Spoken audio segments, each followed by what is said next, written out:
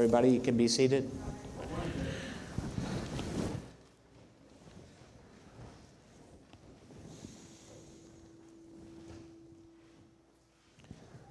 Welcome, everybody, to Division 18.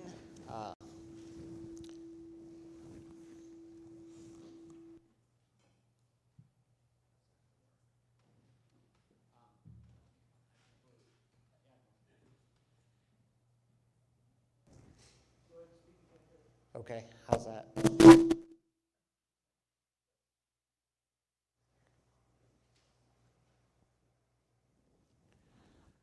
Okay, does this sound better here? I think that's good. Yep, thank you very much. Glad we brought in an outside expert on microphones today because we certainly don't have an in-house expert. Sorry for the short delay this morning, but I think we're ready to proceed. So I think I'm just going to call the case and then we can move to opening statements. Sound good? Thank you, Your Honor, and Secretary is Okay. Yes, Your Honor, the Attorney General is ready to proceed. Great. Okay, this is case number 2422-CC 00222, in re the Circuit Attorney for the 22nd Judicial Circuit of Missouri, ex-rel Christopher Dunn, I believe is the title. Maybe for the record, let's introduce the parties, if you don't mind, starting with this side over here, Mr. Shaw. Yes, Your Honor.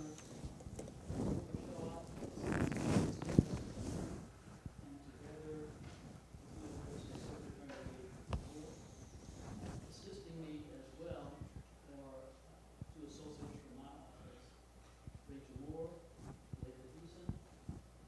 From the Innocence Project is Mr. Justin Dunn, and of course, Mr. Petitioner.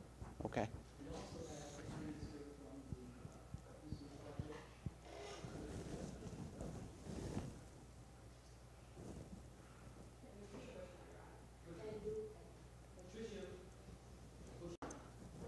Okay. The gentleman from the Innocence Project, what's your name? Can you spell it for me? What's your name? Can you spell your name for me? Oh, yes, Justin, Justin, bonus, just like bonus, B-O-N-U. Okay, great. Thank you. All right, thank you. Good morning, everyone. And from the Attorney General's office? Thank you, Judge. Tristan Eastuff, representing the Attorney General, along with Andrew Crane. Okay, welcome back. Who's doing the opening statement? Mr. Shaw? All right, you may proceed. Your Honor, just a quick housekeeping matter before the opening statement. I'd move to admit Circuit Attorney Exhibits 1 through 24, 28 through 30, and Attorney General Exhibits A0 or A, O, and N. Okay, is there any objection to that? Judge, we have an objection to movements 20, 23, 24, and 29, based on these exhibits being hearsay testimony where no one's substantiated them, and 20 is an exhibit that was previously talked about in Habeas case. Sorry, also movements 9 and movements 11. Movements 20 was previously talked about in Habeas case, but it was excluded from evidence. We know the court can kind of consider these, and we don't have any objection to talking about them as we object to them being considered as evidence. Okay. I think what I'll do is overrule your objection and admit them, and of course I can choose to give them any weight or no weight as I see fit. Okay? Thank you. Your Honor, sorry, just one more housekeeping matter. The Attorney General would like to go through a lot of witnesses. I believe it's probably already being implemented by the parties, but just for the record. Okay, thank you. Is that your understanding too, Mr. Shaw? We had not had that discussion, Your Honor, but hold on for just a second.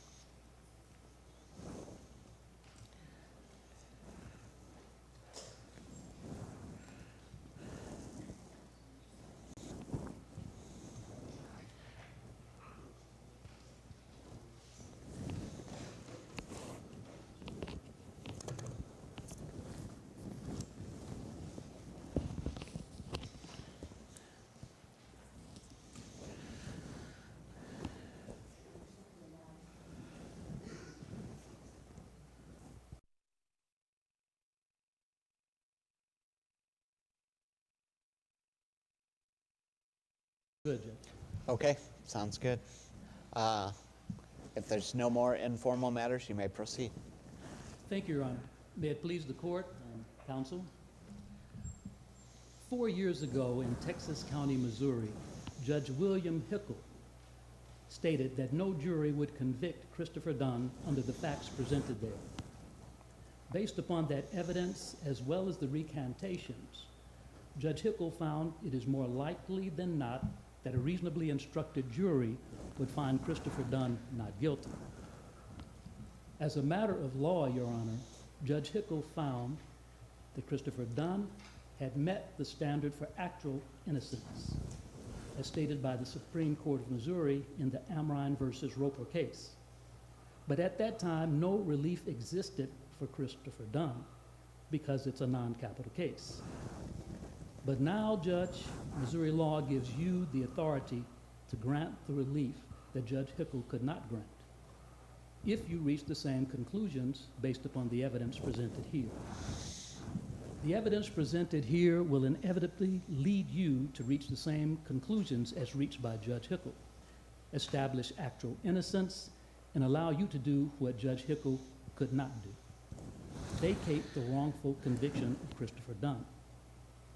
Over the next 2 days, you will not only hear all of the evidence that was presented to Judge Hickel, we will also present experts to you based upon scene reconstruction and with eyewitness identification, who will assist you in determining what really happened on the night of May 18th, 1990.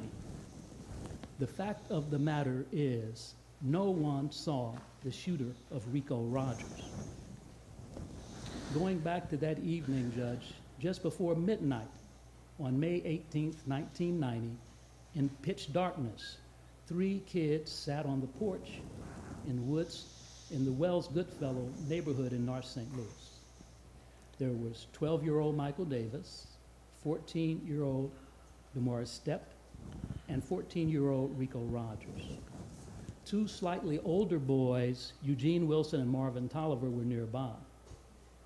Suddenly, a shooter, hidden in darkness, fired a quick series of gunshots. The boys turned and ran away. Michael Davis fell. DeMaurice Stepp jumped the fence. Rico Rogers was shot in the head and died. Meanwhile, a few blocks away, Christopher Dunn was at his mother's house, hanging out with his family and talking on the phone. His mother, Martha, and sister, Arnetta, will testify that he was there with them, talking on the phone while the family was watching one of their favorite TV programs.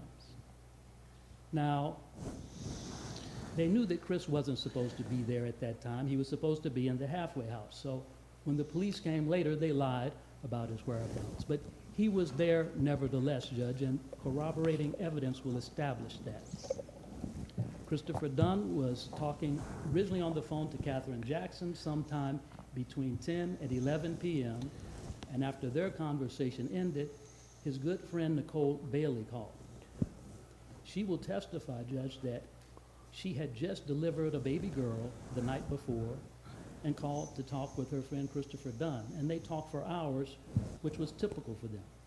And they were on the phone until after midnight, when the nurse made her get off the phone in order to take her vitals at about 1 o'clock a.m.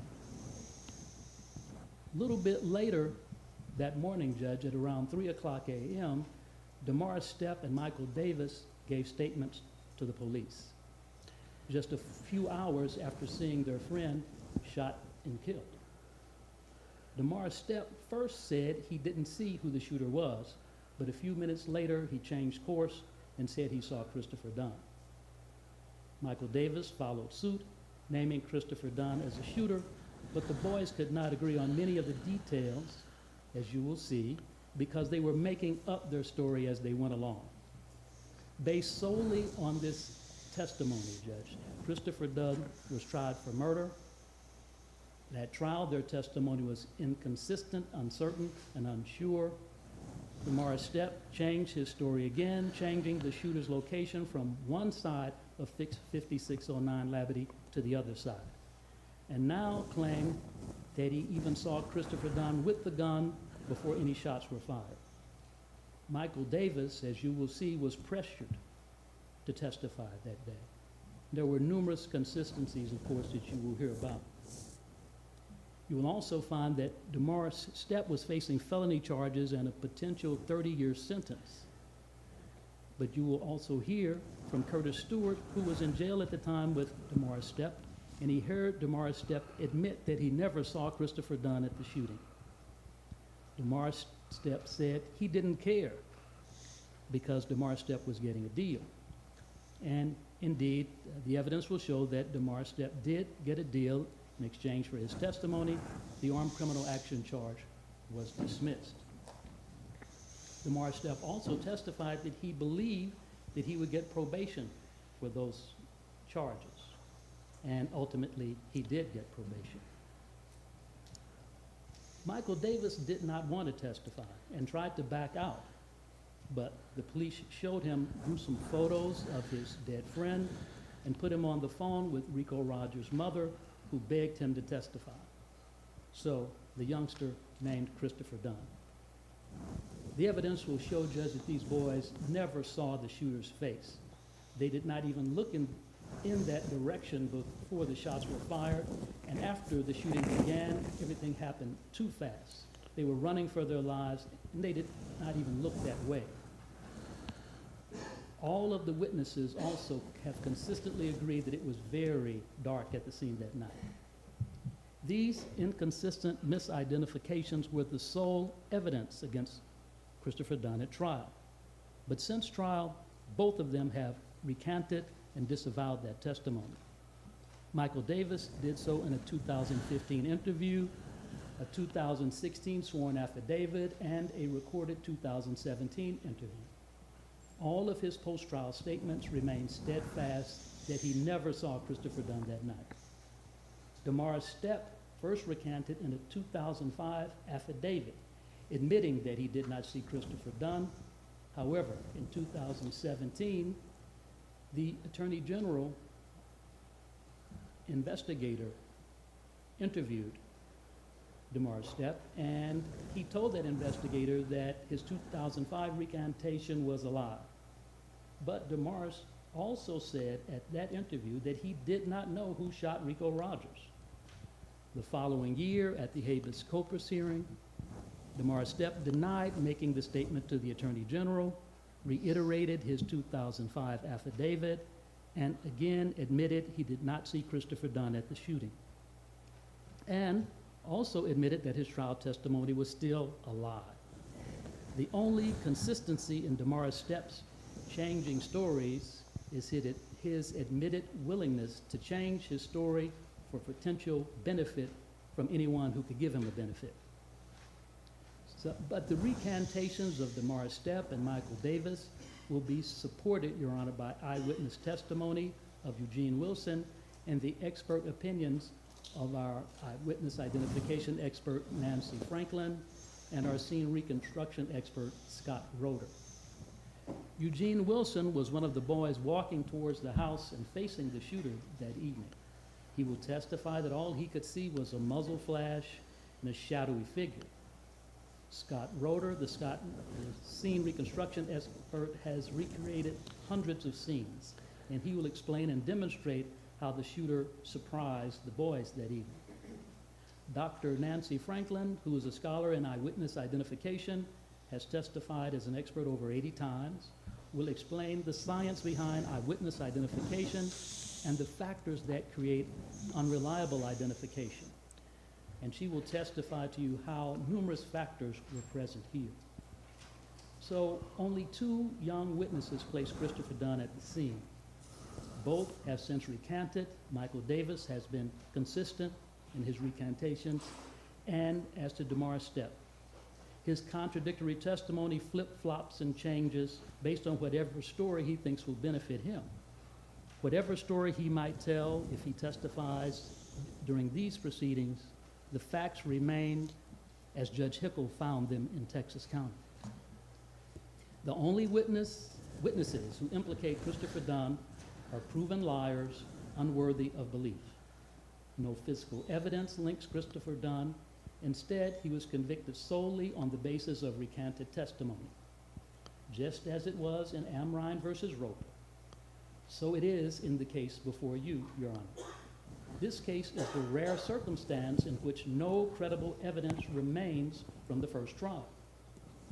Clear and convincing evidence of actual innocence exists where there is no remaining credible evidence to support the conviction. As such, confidence in the conviction is likewise so undermined that it cannot stand and must be set aside. Those were the circumstances, and that is a quote from Amrine versus Roper. Judge Christopher Dunn has been imprisoned for over 34 years. There is no evidentiary basis to keep him in prison. In light of the recantations, the expert testimony, together with all of the other evidence that places Christopher Dunn in his mother's home, no reasonable juror could find Christopher Dunn guilty today. The evidence will show that we have met the standard for clear and convincing evidence of actual innocence, and therefore the evidence will show that our motion to vacate should be granted. Thank you, Judge. Thank you, Mr. Shaw. Ms. Eastep or Mr. Crane? Is it you? Okay.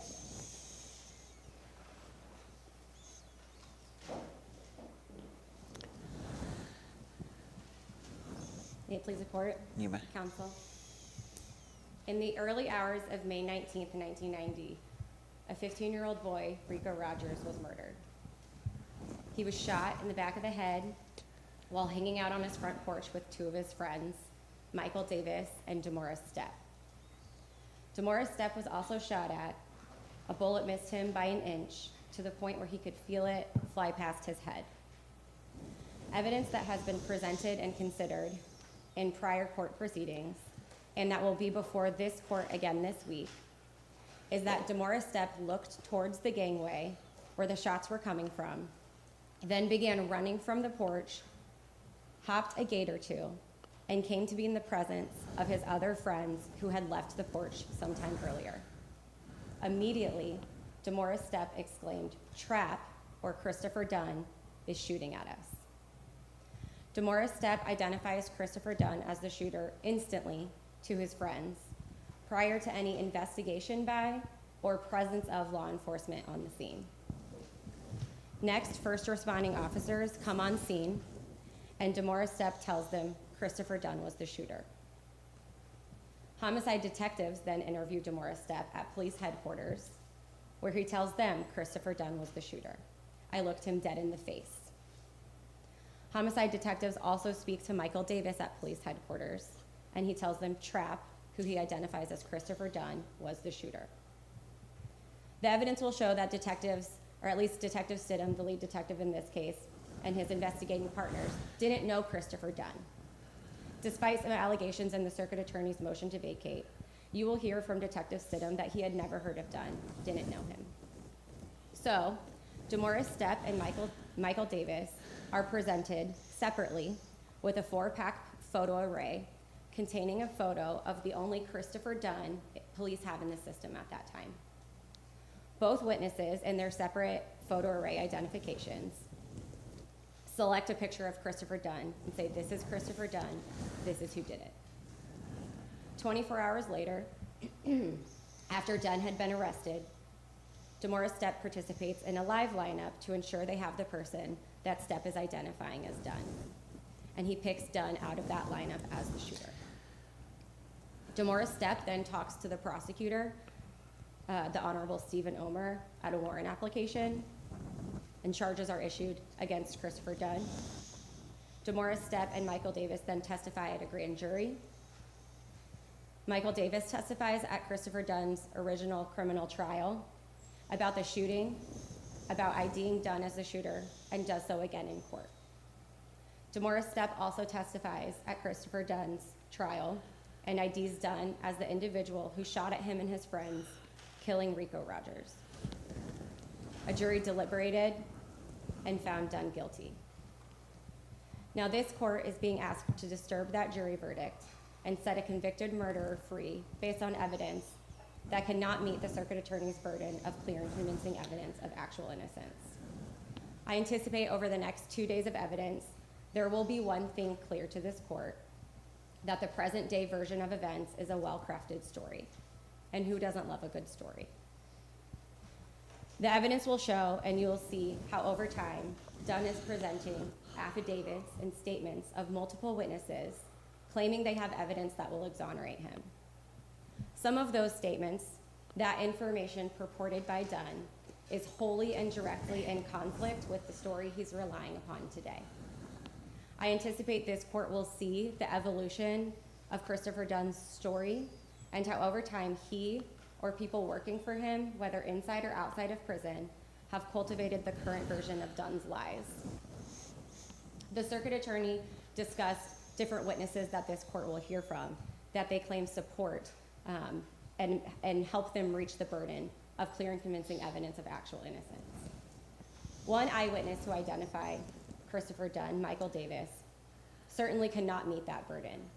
This witness has never testified as to his recantation in court or in a deposition and has never been subject to cross-examination. And that is evidence that simply cannot convince a court clearly and to the burden of clear and convincing evidence. The second is DeMaurice Stepp. And I just recounted how DeMaurice Stepp was consistent every time he identified Christopher Dunn up until the point and after the jury trial.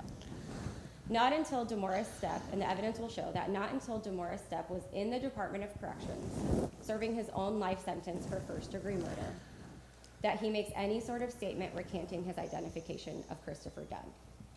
That is done in an affidavit that another inmate helped him write. And this affidavit and the information contained in it will be an example of the evolution and cultivation of Christopher Dunn's story. And you will see that in this affidavit, DeMaurice Stepp states that he saw 4 shooters present at the scene. And he also states that another individual was amongst the friends on the porch or around the house, and his name was Tony Kelly. And this is because a couple years prior, and the evidence will show, that Christopher Dunn obtained an affidavit from Tony Kelly, where Tony Kelly swears in this affidavit that he claims to have been present at the shooting and saw 4 shooters responsible. Fast forward to 2017, after Christopher Dunn has filed for habeas relief in Texas County, an investigator for the Attorney General's office goes and speaks to DeMaurice Stepp, and what he says is entirely different than what is contained in his 2005 affidavit. He reiterates that he did see Dunn there at the time of the shooting, but wavers and says that there was a second person there, so he does not know which one, Dunn or the second individual, unidentified, was the triggerman. Then in 2018, about less than a year later, when Stepp testifies in court in the presence of Christopher Dunn, he says for the first time that he could not see anything. He did not see any shooter, which is vastly different than any previous statement he's given. I anticipate and I hope that this court will hear from DeMaurice Stepp and can make those credibility determinations from his testimony. And I don't know what he'll testify to now, 6 years later, from his last statement. But no matter what his testimony is today or tomorrow, this week, I believe that this court will see the true motivation for Stepp's varying statements after his sworn testimony and identification of Christopher Dunn up until and after his jury trial. The circuit attorney also talked about presenting the testimony of Eugene Wilson as another person who was present. I anticipate the evidence will show that his testimony conflicts with every other statement contained in the information and evidence available to this court that the court shall consider. Just like Dunn's story has evolved in the form of what witnesses at the scene say happened that night, his story has also evolved surrounding his alleged alibi. And the court will hear that evidence, and I won't take too much time to talk about it, but I anticipate the evidence of his alibi that will be presented to this court will be all over the place. And when scrutinized against all the evidence and information available to the court to consider, the only thing that this court can be clearly convinced of is that there is no credible alibi. Witnesses for Dunn over the years have alleged police and prosecutor misconduct in the form of coercion and threats and pressure. You will hear from the lead detective and lead prosecutor on the case, and I anticipate their testimony will refute any such allegations. Detective Stidham will testify that law enforcement never threatened, coerced, or manipulated any statement from any witness related to this case. I anticipate that he'll testify that law enforcement did not know Christopher Dunn, did not have Christopher Dunn in their mind when this investigation started. They simply followed the evidence in their investigation, and it led to Christopher Dunn. And after presenting the case to the circuit attorney's office through a warrant application, Detective Stidham will testify that law enforcement has no further involvement with witnesses or the case. They handed the case over to the circuit attorney's office. It's their case, it's their witness. You'll also hear from, at the time, prosecutor Stephen Omer, now retired Judge Omer. And he'll testify that he never told any witness what to say. He did not threaten any witness or pressure them to lie.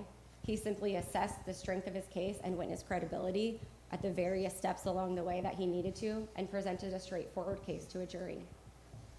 You'll hear that not only you'll hear about, and the jury also heard about, the one and only agreement that Judge Omer entered with DeMora Stepp for his truthful testimony, and that he never made any promises or guarantees beyond what was presented to the jury and available for that jury to scrutinize as to that witness's credibility. At the conclusion of this hearing, after considering all of the information and evidence available to this court has an important decision to make. The Attorney General carries no burden here. We do not have to reprove that Christopher Dunn is guilty. The state has already proven that he's guilty beyond a reasonable doubt back in 1991. This court is being asked if there's clear and convincing evidence of actual innocence. The evidence and information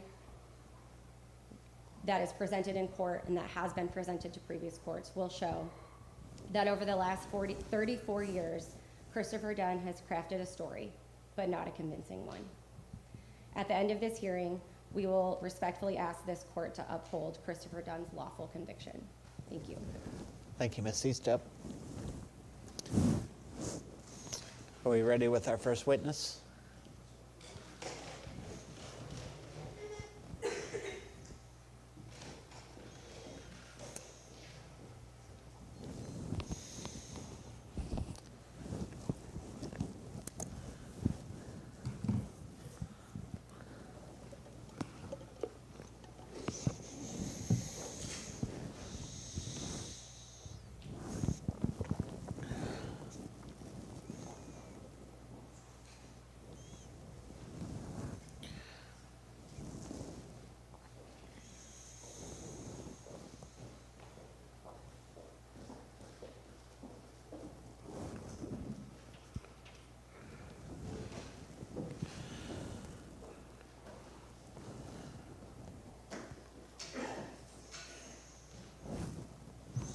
Your Honor, the circuit attorney calls Eugene Wilson. Wilson? Yes. Okay. Are you Mr. Wilson? Can you raise your right hand?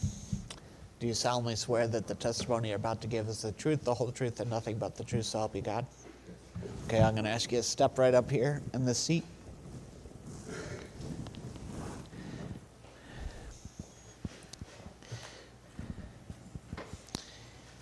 So you want to be close to the microphone, but not too close, but make sure you keep your voice up for the court reporter and so everyone in here can hear you. Wait till the entire question is asked before answering, and if there's an objection, let me rule before answering, okay? Okay. You're going to have to really keep your voice up because it seems like you're soft-spoken, okay? Okay. You may proceed. Ms. Moore, correct? Yes. Okay. Please tell us your name. Eugene Wilson. Tell us a little bit about yourself, Mr. Wilson. Well, a little bit over 50 years old now, and I've been in St. Louis on and off California. You're going to have to get a little closer I've to the been mic. in St. Louis most of my life and been back and forth in California. What do you currently do for work, Mr. Wilson? Working warehouse. Can you tell us a little bit about that? I do contract with windows. Contract windows. Where do you currently live, Mr. Wilson? Right now, North City. I want to go back to 1990. How old were you?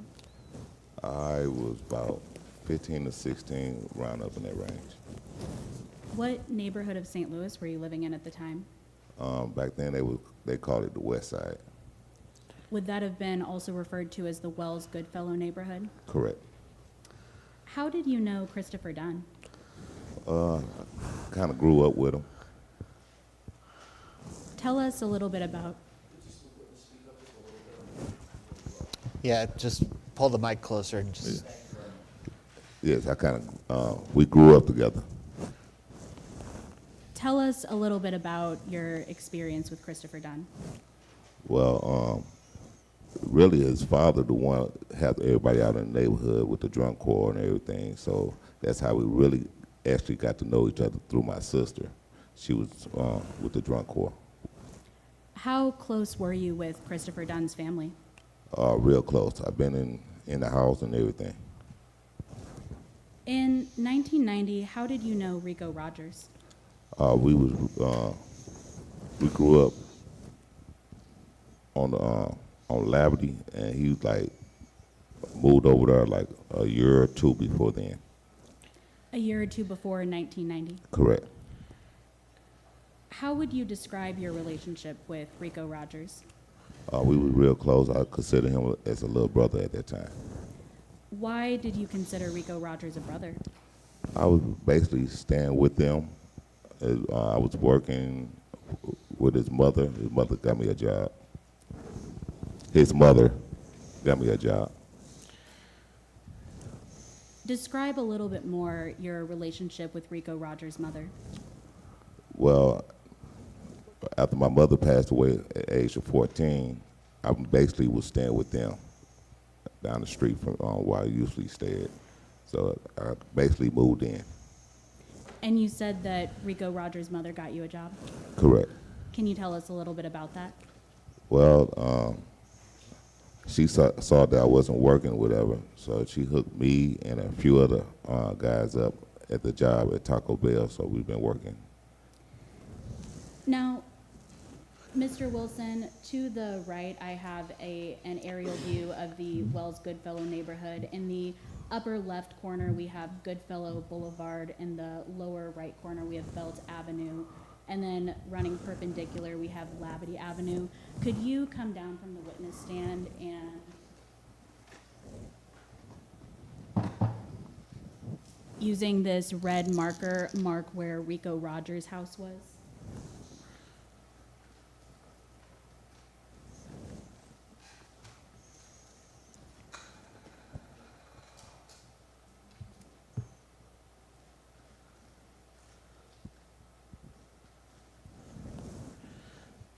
Mr. Wilson, I see that you have marked with a red circle about equidistant between Clara Avenue and Goodfellow Boulevard on the south side of Labadee. Is that where Rico Rogers lived?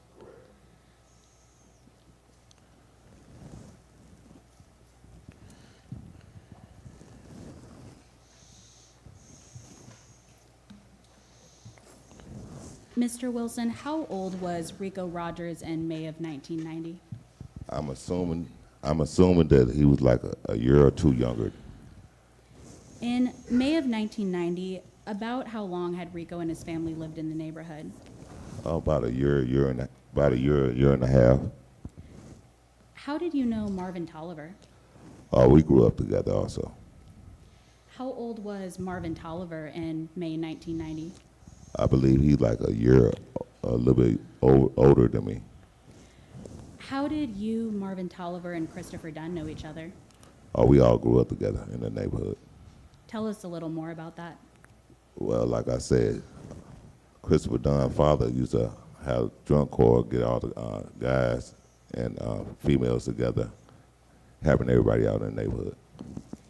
And in May of 1990, would you come back down and mark on the map where Marvin Tolliver lived in red marker?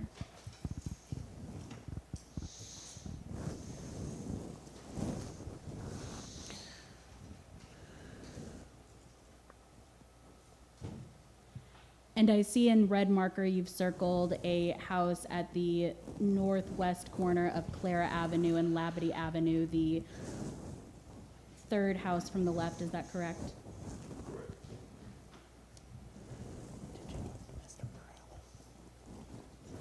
Okay. Mr. Wilson, how did you know DeMorris Stepp? Well, they was like the new guys in the neighborhood. They wasn't in the neighborhood that long. Would it be fair to say that you didn't know DeMorris Stepp very well? Not as well as everybody else. How old was DeMorris Stepp in May of 1990 about? I believe they was a lot younger. How did you know Michael Davis? The same. They was kind of new in the neighborhood. For both DeMorris Stepp and Michael Davis, about how new were they to the neighborhood? I say back then they was real freshly new. How old was Michael Davis in May of 1990? I'm not for sure, but I believe he was younger. Mr. Wilson, I want to go back to May 18th, 1990, a little earlier in the day. What do you remember doing that day? We was all down Marlon Tolliver House, better known as Pig back then, and well, we was known with the dogs. We used to breed dogs at that time. And who all was hanging out at Marvin Tolliver's house? It was. I think it was the names you just mentioned, and Pig, Nuki, and then later on that same day, Christopher Dunn showed up. About what time do you remember Christopher Dunn getting there? About what time of day? I say evening time. What did you and Christopher Dunn do? We sat back and talked because he was recently released. Released from incarceration. Correct. What did you and Christopher Dunn talk about? What was going on in the neighborhood, how everything been, trying to catch up. What was going on in the neighborhood? What changes did you talk about in the neighborhood? Well, there's a lot of, back then, a lot of new gang members popping up in the neighborhood. Everything wasn't as same like it was at first. So after Christopher had been released from incarceration, the neighborhood had changed from when he came in? Correct. You mentioned that some gangs had moved in. What gangs specifically? Back then, it was considered the Bloods. And to your knowledge, Mr. Wilson, was Christopher Dunn in a gang? Oh, no. No, Did Christopher Dunn identify himself as either a Crip or a Blood? neither. Now, you said that the names that I mentioned earlier, Michael Davis, DeMorris Stepp, Marvin Tolliver, were at the house that day. Were they also there when Christopher was there? Correct. And what were Michael Davis and DeMorris Stepp's opinions of Christopher Dunn? They didn't too much care for him Why would that be? because of the color that Christopher Dunn had on that day. What color was Christopher Dunn wearing? To me, it was normal clothing, but it was like blue, white, button-down shirt. And why would Michael Davis and DeMorris Stepp be upset that Christopher Dunn was wearing blue? Mr. Wilson, did Michael Davis or DeMorris Stepp express to you why they were upset with Christopher Dunn wearing blue? Because they was affiliated with the opposite color. They were affiliated with the Bloods who wore red. Correct.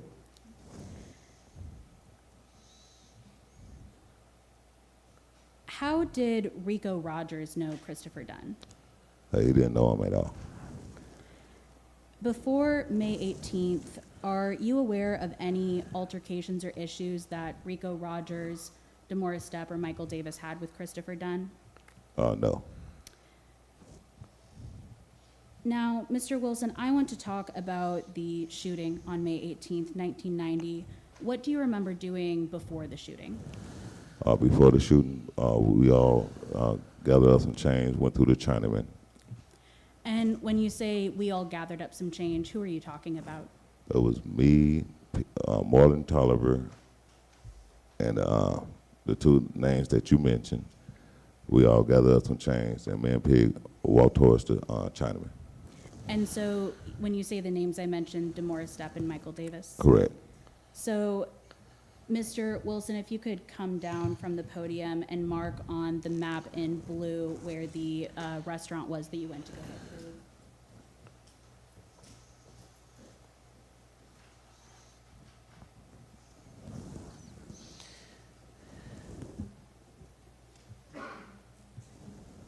Mr. Wilson, I see that in blue you've circled a building at the southwest corner of Labadie and Belt. Is that correct? Correct. And that's where the restaurant that you and Marvin Tolliver walked to?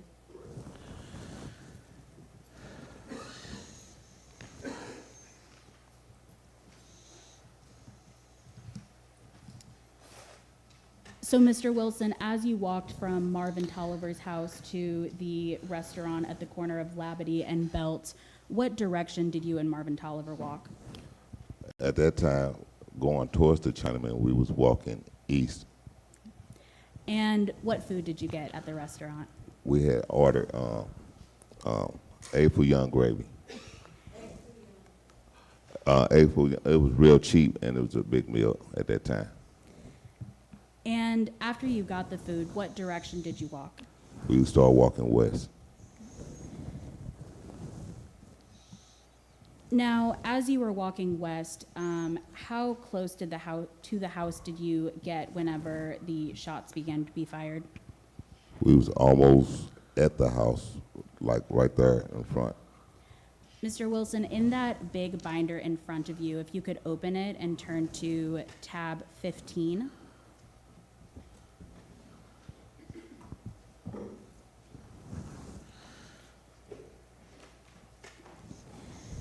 This is Move-ins Exhibit 15, which has been admitted, and habeas petitioners Exhibit 8. Mr. Wilson, do you recognize this photograph? Yes, What is this a photograph of? that's Marvin Tolliver house. Mr. Wilson, there are two houses in the photo. Which house is Marvin Tolliver's? The one with the gated around. Would that be the left or the right photo? That'll be the right.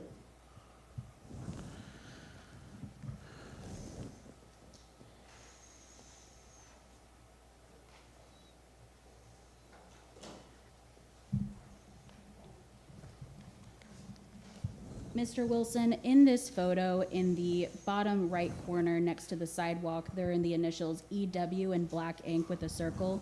Do you remember placing your initials on this photo in 2018? Yes, What does your initials there mean? where we was at That's where you were when. when the shots fired out. And Mr. Wilson, on Marvin Tolliver's house on the right, to the right side of the steps, are the initials EW in black pen circled. Do you remember placing your initials here in 2018? Yes, And what does that signify? that's where Rico was laying at the end After he was shot? after he was shot. Now, Mr. Wilson, to the left of the leftmost house in the photo, in a brush area, there is a circle in black ink. Do you remember placing that circle in 2018? Yes, What does that signify? where the shots was fired. That's where the shooter came from? Yes, So, whenever you approached the house right before the gunshots were fired, who was sitting on the porch? it was the two names that you mentioned and Rico. They was actually sitting on the steps. And as you approached them, where were their heads turned? The heads was looking at us coming from the Chinaman. And why were they? Their heads was facing towards us as we was coming back from the Chinaman And why were they looking at you? because we had the food. Did you ever see the three boys on the porch turn their heads at all before the gunshots were fired? No.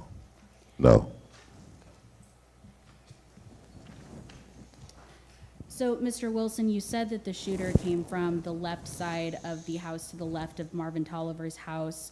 What happened? Describe what happened with the shooting.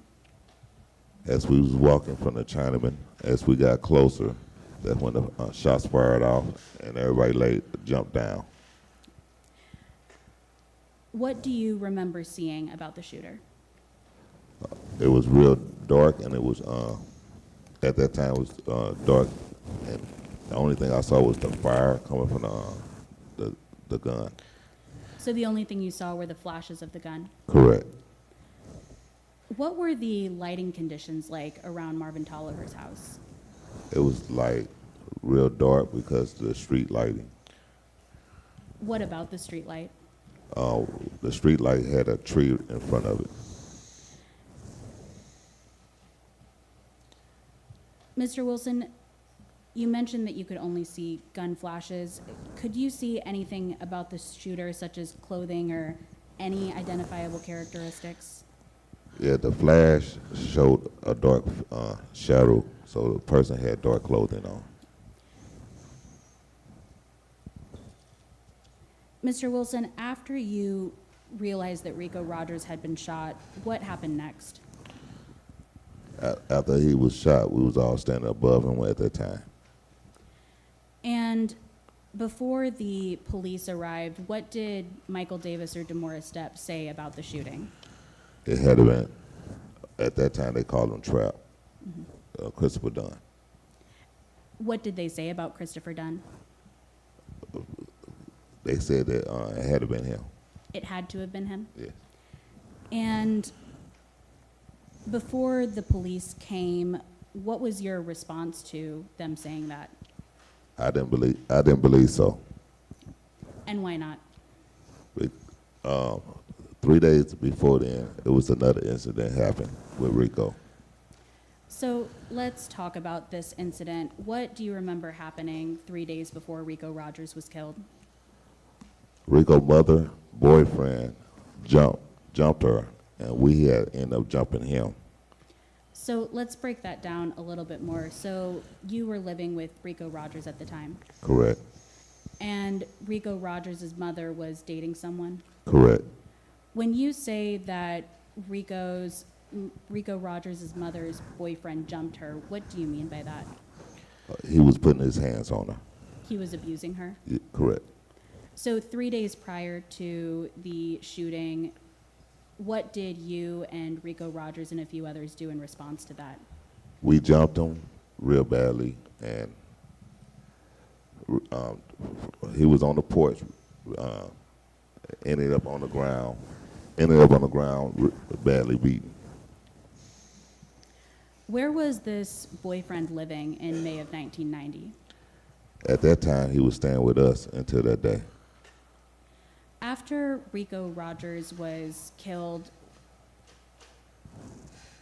did you ever see this man again? No.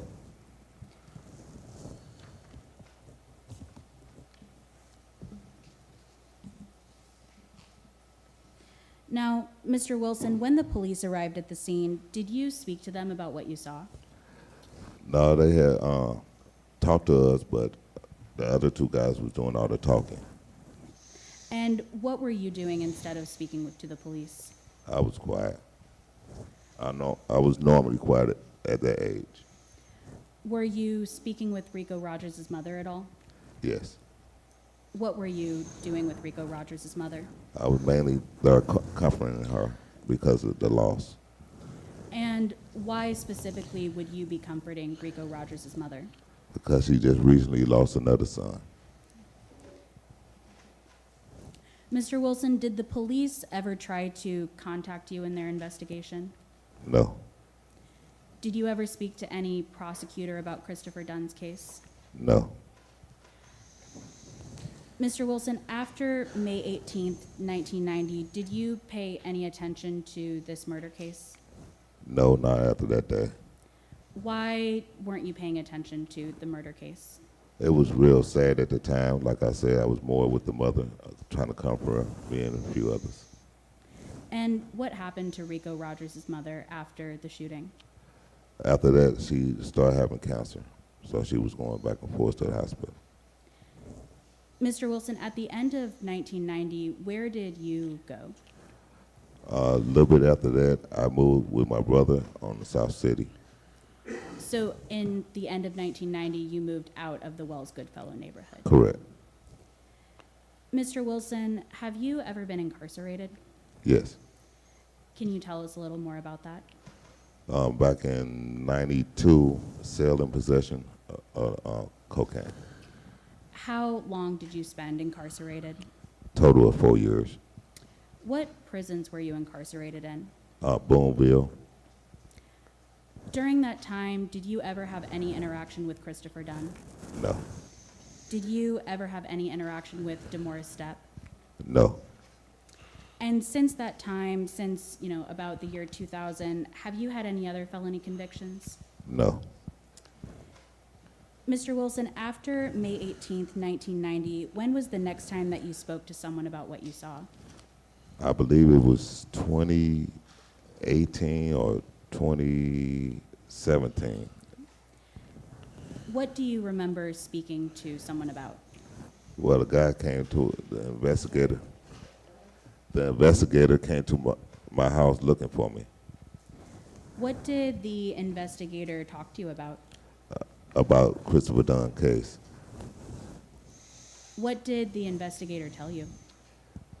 He told me that he was locked up. I ain't know he was locked up at that time. So that's when he started talking about the case. You mentioned it a little bit in that answer, but what was your reaction to learning that Christopher Dunn was still in prison? I was shocked, and I was shocked because of that situation. Between 1990 and 2016, 17, 18, when you spoke with this investigator, did you talk to anyone else about this case? No. Between 1990 and when you spoke with the investigator, did you ever talk to Christopher Dunn? No. How many times did you meet with the investigator? Well, he came over a few times. He came over my house a few times. About how many times do you remember? I believe it was like 3 times that week and 3 the following. Mr. Wilson, do you remember signing an affidavit in this case? Yes. Which visit do you remember signing this affidavit at with the investigator? I believe it was maybe the last time. And whenever you met with this investigator to sign the affidavit, what had you just gotten done doing? I was just getting off of work. I was working graveyard. I was getting off of work. I was working graveyard shift. Mr. Wilson, who prepared that affidavit? He did from the multiple times he visited. So the investigator prepared the affidavit and you signed it? Correct. Mr. Wilson, if you could turn to tab 10 in that binder. This is Movance Exhibit 10, and it was Habeas Exhibit 3.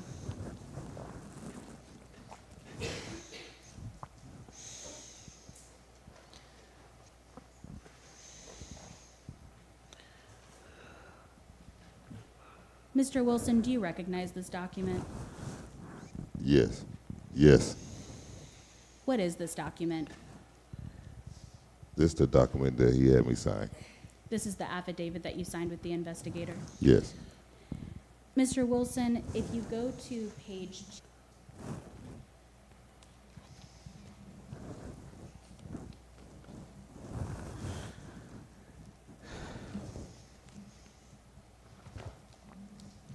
apologies, go to page 1 of your affidavit. If you look in the 7th paragraph down in about the middle of the page, do you see where it says, "We had just been to Chinaman's restaurant and we were sitting there talking and eating our rice"? Do you see that?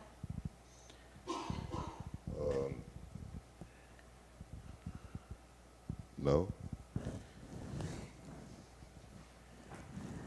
Are you on page 1 of your affidavit?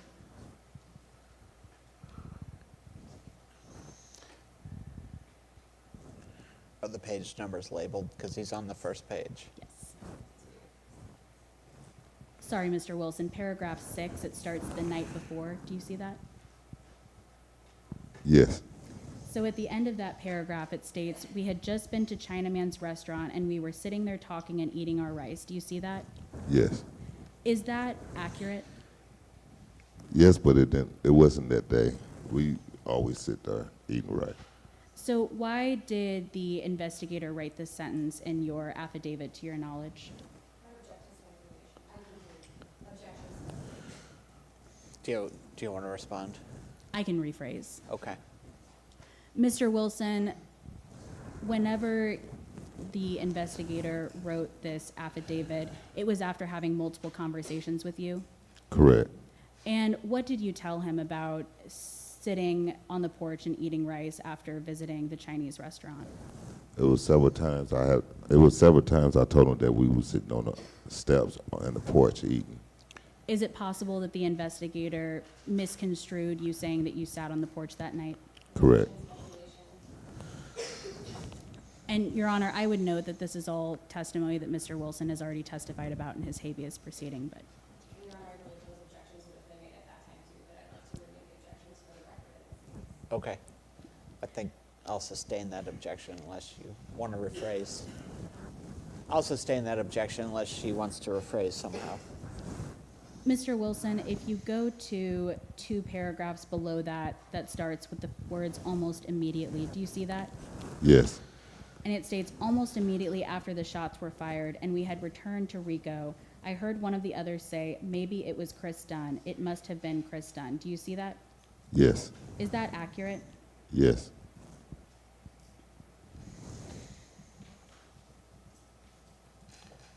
And then if you go to the last paragraph that starts, Chris Dunn had recently been incarcerated.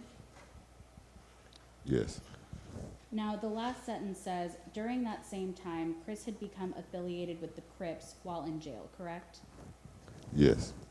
Do you remember telling the investigator that? No. What do you remember telling the investigator? I was telling him about the neighborhood had changed from how it used to be until the Crips and Bloods came. Mr. Wilson, going to the page 2, in the second paragraph, do you see where it starts, I was standing? Correct. And it states, I was standing right next to Rico when he was shot. Is that correct? Yes. Yes. So whenever it says you were standing right next to Rico, what did you mean when you told the investigator that? After the shooting, after everybody got up, after the shooting, when everybody got up, we was all standing next to Rico. And Mr. Wilson, in the third paragraph, it starts, I knew that. Do you see that? Yes. And it states, I knew that Chris Dunn was light-skinned like myself, so if it had been Chris, I might have seen him or his light skin in the dark, but I could not see anything about the shooter, which would allow me or any of us to identify the shooter. Is that correct? Correct. And that's what you remember telling the investigator? Yes. Mr. Wilson, is everything else in your affidavit correct to your knowledge? Yes. Mr. Wilson, I have one final question for you. Why are you testifying here today? Because the truth, he should never been here. Could you explain a little bit more what you mean by that? I know Christopher Dunn, and he's not that type of individual from my experience with him. And if you had seen Christopher Dunn that night, would you be testifying here today? Yes, I would have. Sorry, Mr. Wilson, let me rephrase my question. If you had seen Christopher Dunn as the shooter that night, would you be here today testifying that Christopher Dunn was not the shooter? Yes. I would, if he was the shooter, yes, I'd be here testifying against him. But by him, I know he's not the shooter, so it's the opposite. Apologies, Mr. Wilson. Let me clarify. So your memory is that Christopher Dunn was not the shooter. Correct.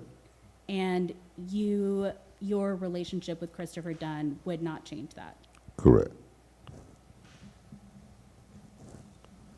No further questions. Okay. Thank you, Ms. Moore. Hang on. There may be cross-examination. Ms. Eastep?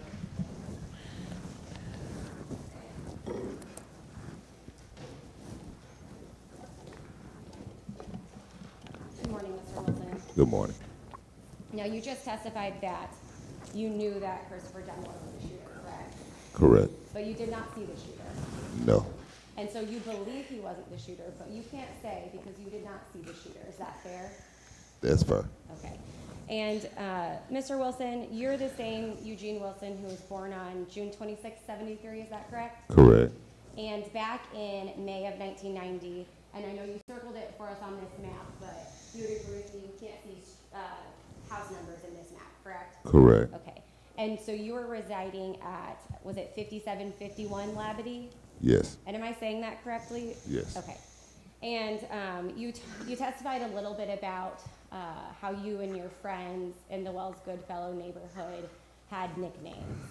Correct. I think you said Pig, Correct. and that would have been Marlon Tolliver. Is that Yes. correct? Okay. Yes. And then I think you said Nuki. Was that Marlon's brother? Yes. Okay. Do you remember what his real name was?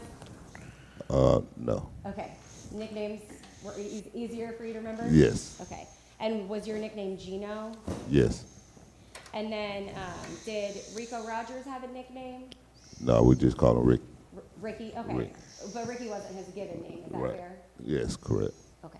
And so you're aware that when police investigate a crime, they create police reports. Yes. And so if there are police reports referring to Pig or Nuki or Gino, you just told me who those people would be. Yes. And your house, Mr. Wilson, was on one end of Labadee, kind of close to the intersection. Was it the last house on the street? Yes. Okay. And then Marlon Tolliver, or Pig, however you want me to refer to him, he circled his house in red. I'm going to come over here. Can you see the marker from where you are? Not really, but Okay. So right here would have been this third house in from Clara. This would have been Pig's house. correct. Is that right? Okay. And so that was on the same side of the street as you? Yes. And then Rico, or Ricky, the victim, he was on the other side of the street, kind of right in the middle. Is that Correct. fair? Correct. And Mr. Wilson, you testified that you were hanging out with that kind of group of friends, kids from the neighborhood. Correct. Were they your friends? Some of them I grew up with, and some of them was the new guys. Like So, new acquaintances? Yes.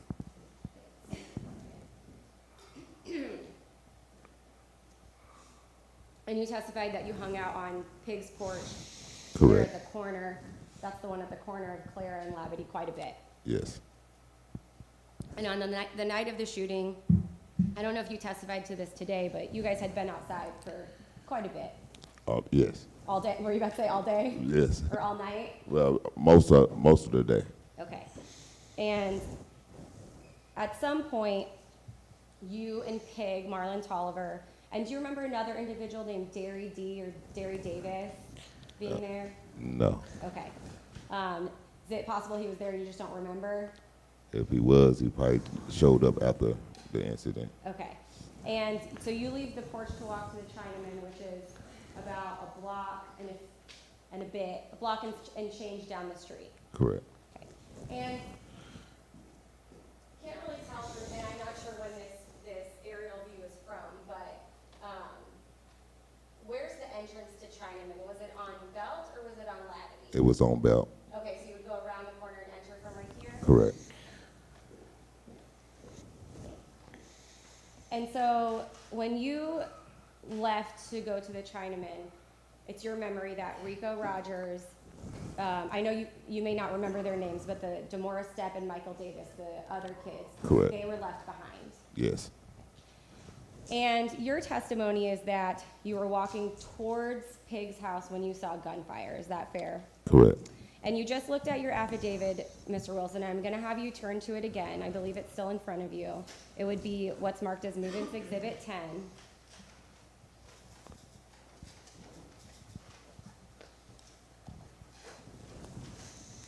Is it you? Are you there? Yes. Okay. It's a big binder. It didn't look like that you had flipped that far. Okay, and you would agree with me, Mr. Wilson, that you initialed the front of this first page at the bottom right corner? Yes. Okay. And at the top of the page, it says that first being duly sworn on your oath, you state the following facts. Did I read that correctly? Correct. And then on the second page, you sign your name. Is that Correct. fair? Okay. And it says that you signed your name in front of a witness. Yes. Correct? Okay. And so in that first page, on the sixth paragraph, just look along with me. I want to make sure I read this correctly. After you signed this affidavit attesting that it was true and under oath, right? Correct. And then you had to be sworn in whenever you signed it. Correct. Okay. and you testified, or you swore in this statement that you were sitting, after having just been to Chinaman's restaurant, we were sitting there talking and eating our rice. Did I read that correctly? Correct. And your testimony is that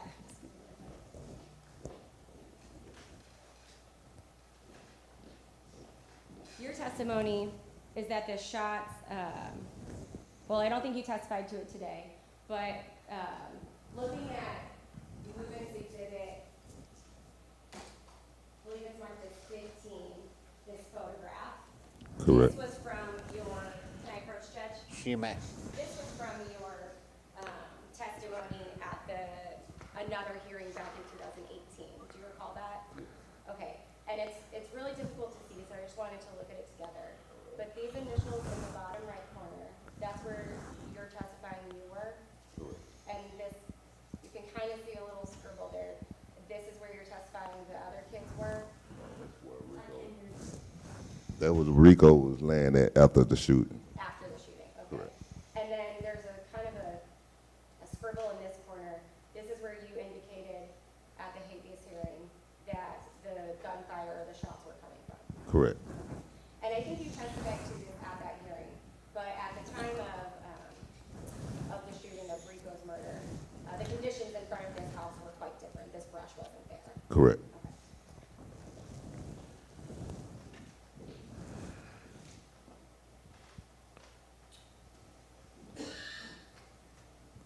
And I want to turn again to your sworn affidavit. If you can look on the first page, paragraph 7, the one that starts with suddenly. Yes. Okay, it says suddenly someone started shooting at us, quote, boom, boom, boom. The shots came from in front of the house to the west. So looking at that picture, in front of the house to the west of Rico's house, that is to the left, is that fair? In front of the page. Do you want, I'm not sure it does, but maybe you can clarify, Ms. Eastep? Oh, I apologize, I misspoke. You said that it came from the west of the house the porch that you were on. Yes. Okay, and so, you circled that Pig's house is here, and then it looks like this lot, at least from when this aerial photograph was taken, is a vacant lot, at least here. Now, yes. Was it a vacant lot at the time? Yes. Okay, well, there was just a house in that picture, didn't we? My Yes. question is right to the left or to the west? To the of west. Pig's house. Was there a structure there? No, it was the same. Okay, so I'm gonna ask you to look back at, I think maybe we're misunderstanding each other. You could look back to, movements 15 as a difference. And that's my fault, maybe I asked a bad question. But this is, sorry, I'm trying to get a better view. This is Pig's house. Pig's house. So this is not a vacant lot, correct? Right No, here? that's a house. Okay. Correct.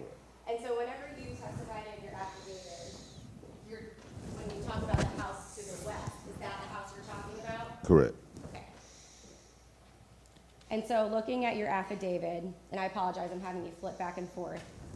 But looking at your affidavit, that paragraph, suddenly someone started shooting at us, boom, boom, boom. The shots came from in front of the house to the west. Did I read that correctly? He wasn't there yet. You might Oh, I'm need to- sorry. Do you see which paragraph I'm talking about? It starts with suddenly. Suddenly. Yes. So suddenly someone started shooting at us, boom, boom, boom. The shots came from in front of the house to the west. Did I read that correctly? Correct. And whenever the shots started, it's your testimony that you were on the sidewalk, correct? Correct. And Mr. Wilson, whenever the shots started, what did you do? What was your physical reaction? Everybody's reaction was the jump. Well, I'm asking about your reaction. My reaction is I jumped downwards towards the ground. Jumped down towards the ground, so you kind of ducked? Yes. Okay.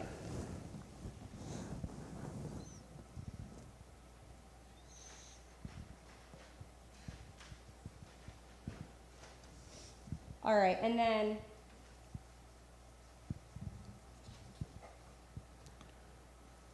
whenever, and I think you tried to clarify this on direct examination, but on the second page of your affidavit, when you testify, or you swore to that first sentence, I was standing right next to Rico when he was shot.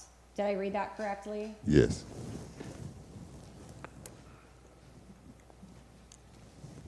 All right, and Mr. Wilson, you talked a lot about the lighting conditions of the neighborhood, or at least surrounding Pig's house, right? Correct.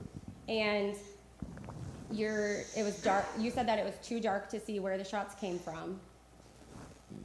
No, not really. Okay, well, I'm gonna look at, let's see. Or I'm sorry, I misstated that. It was dark where the gunshots were coming from. Is that fair? Correct. Okay. And there was a street light. I'm gonna point at this map again. I don't think it'll show us street lights, but you can kind of see a shadow. There's a shadow of a street light here, which indicates maybe it'd be on the corner here. Is that fair? No, it was more towards the house next door to Pig. Okay, so there was one right here. Yes, across the street. Okay. So there was Across the street from Pig. Yeah. okay. So there was a street light across the street from Pig. So like maybe right here? It was like more towards the building next door to Pig, across the street. Well, let me ask you this. I'll have you come down here so that we know what you're talking about and mark it for it. I have a really small Sharpie. I don't know if we'll be able to see it. But could I ask you to come off the witness stand?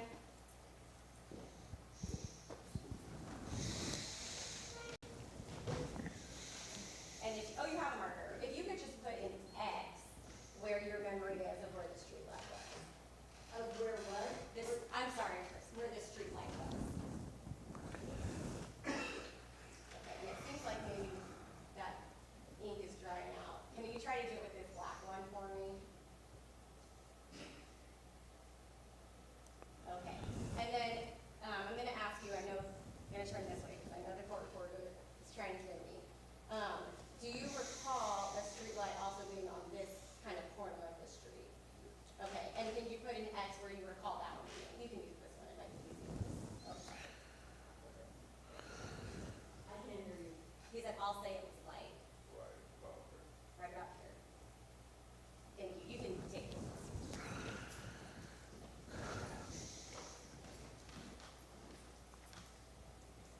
All right, and there was no, to your memory, there were no lights on at the house coming from the inside? Not really at the time. Okay, any lights on the outside of the porches? No, but we could still physically see each other. You could still fit, No, but we would still physically see each other clearly. okay.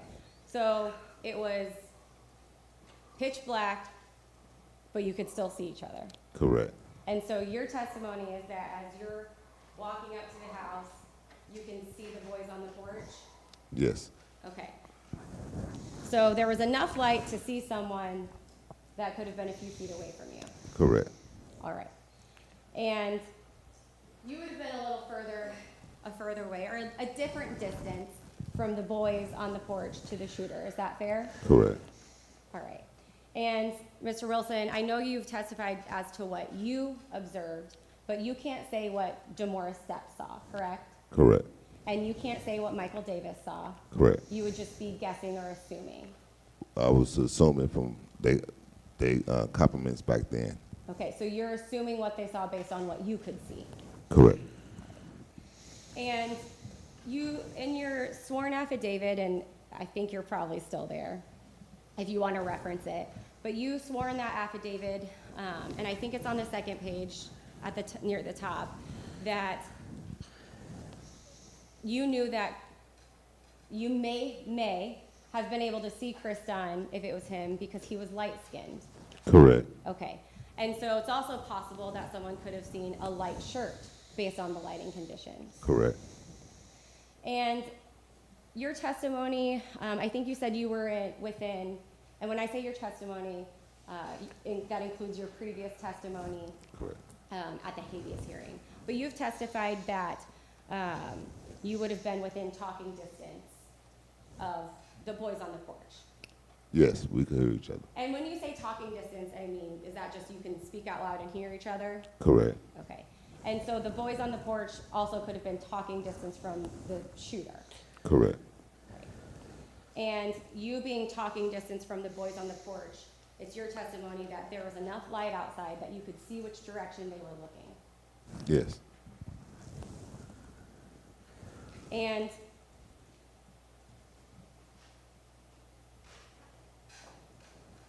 let's see, you also, where was Demora's step when this happened? When the shooting started? They was all sitting on the steps, the porch of the step. Okay.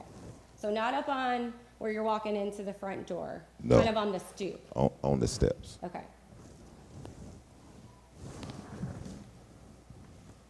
And after the shooting, eventually, the police get there? Yeah, a little bit after. Okay. A few minutes? Not that fast, because people in the neighborhood start coming around. People in the neighborhood started coming around? Correct. And, I mean, how long would you say, 5-10 minutes before the police got there? Well, not that long, because we had went up to let the mother know what happened. Okay, so it was short, pretty quick they got there. Yes. All right. And you did not talk to the police? No. You saw that others were talking to the police? Yes. Did you see which of your friends spoke to the police? Not, I don't know their name, but yes, there's a few of them. So you saw that Pig spoke to the police?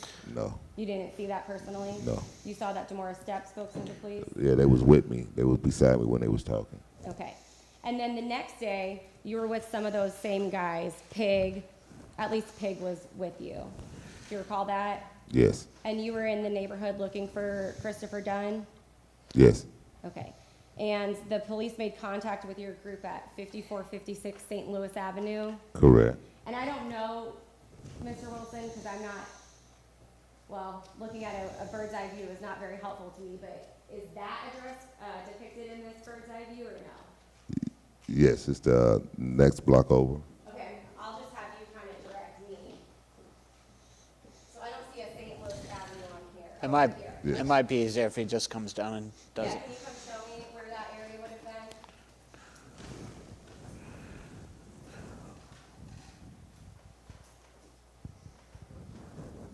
Okay, so just, what, you said up in this area. Okay, thank you, you can sit back down.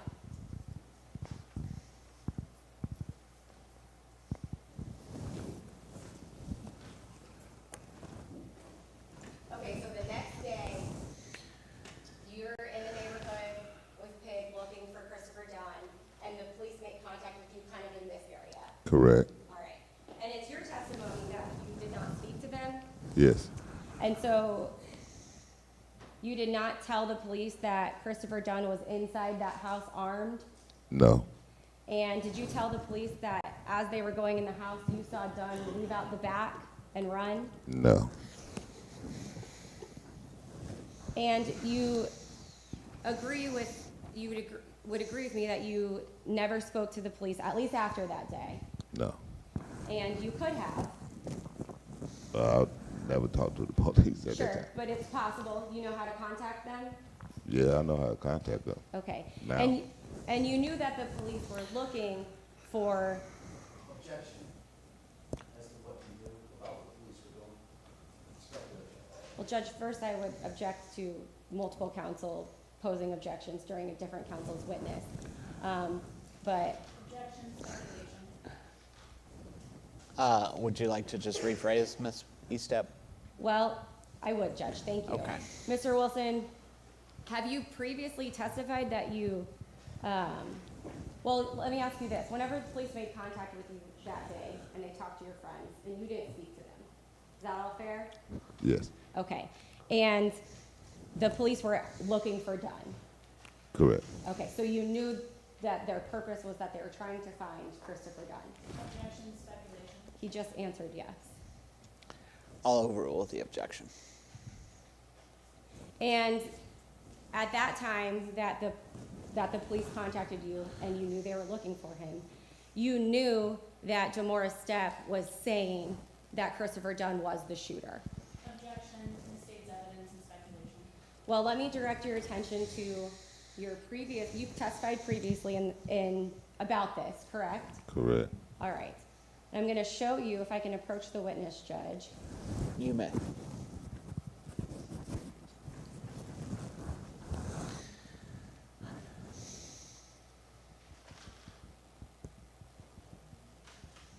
Okay, I'm going to show you page 95 of your previous testimony. And I'm going to come over to you so we can look at it together and make sure I read it accurately, okay? All right. And then, starting on line 1, question, but you knew that's what the police were looking at. 2, answer. That's what they was looking at because everybody questioned. And you knew that some of the other people, you know, Demora Stepp, those people were saying that he did it, that Chris Dunn was the shooter. Answer. Well, that's what they said. It's a lot of them saying it. Right. And you knew they were saying it. Answer. Yes. Did I read that correctly? Correct. Okay. And so, you may have agreed with me, Mr. Wilson, but I wasn't able to finish the question.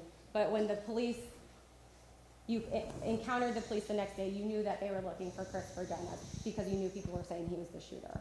Yes. All right. And at that time, you didn't tell the police anything about what you've testified to here today. No. In May of 1990, you were aware that Christopher Dunn had just been incarcerated or had been released from incarceration. Yeah. Okay. And so you knew he had just gotten out of custody. I don't know if it was jail or prison, but some sort of custody. Yes. And you testified that the Wells Goodfellow neighborhood had become a blood neighborhood. Correct. And at least younger kids in the neighborhood had been presenting as a blood. Correct. And and I'm using your words that I've seen from previous testimony, but when you say presenting as a blood, what does that mean? Wearing the color red a lot. Okay, so basically, maybe not affiliated with the gang officially, but wearing the colors associated with that gang. Is that fair? Yes. Okay. And at the same time, in your sworn affidavit, and I'll direct you to the last paragraph of the first page. And just let me know when you're there. I know I'm making you flip around. I'm here. Okay. And it says, Chris Dunn had recently been incarcerated. While he was locked up, our neighborhood had become a blood neighborhood. During that same time, Chris had become affiliated with the Crips while in jail. And I read that correctly? Yes. And are those, to your knowledge, were those rival gangs? At that time, yes. Okay. And what colors did the Crips wear, or people presenting as Crips? Blue. And Mr. Wilson, I think it's clear from your testimony, you were very good friends with Mr. Dunn. Yes. And you grew up in the same neighborhood. I think, is that a yes? Yes. Sorry. You testified, I think previously that you'd been friends since you were 5. I think maybe younger, but yeah, that's good. Around that time. As a young child? Yes. Okay. And so in 1990, you had known him for at least 11 years, possibly longer. Yes. Because of that friendship, you felt that Christopher Dunn would never shoot at you. I know for sure. Okay. And you also knew that Christopher Dunn was friends with Marlon Tolliver, who we've been Yes. referring to as The Pig. pig. And because of that friendship, you don't feel he would ever shoot at Marlon Tolliver. Correct. Okay. And you said that he didn't even know Rico Rogers, Not at all. and that he wasn't friends with Demora Stepp, Didn't know him. wasn't friends with Michael Davis. Didn't know him. Okay, so didn't have that same kind of loyalty or friendship with them. Correct. And you would agree with me that the only evidence is that the shooter was shooting towards the porch, right? Correct. Okay. And you were not shot or hit. No. Marlon Tolliver was not shot or hit. No. And you didn't feel any bullets fly past you. No. Right. And you know that Ricky got hit Correct. up in that porch area. Correct. Okay. And you were not, certainly not past that gate that gated area yet. No, not yet. So at the time of the shooting, the only people on the porch where the shots were going towards were Ricky and the two other young boys that you didn't know that well. Correct. And you would agree with me that the shooting didn't start until you had left the porch. On our way back. Sure, but it didn't start until you were no longer on the porch. Correct. And immediately after the shots were over, DeMaurice Stepp yelled out that it was Christopher Dunn. Yes. Have you testified to that previously? Yes. Hang on a second.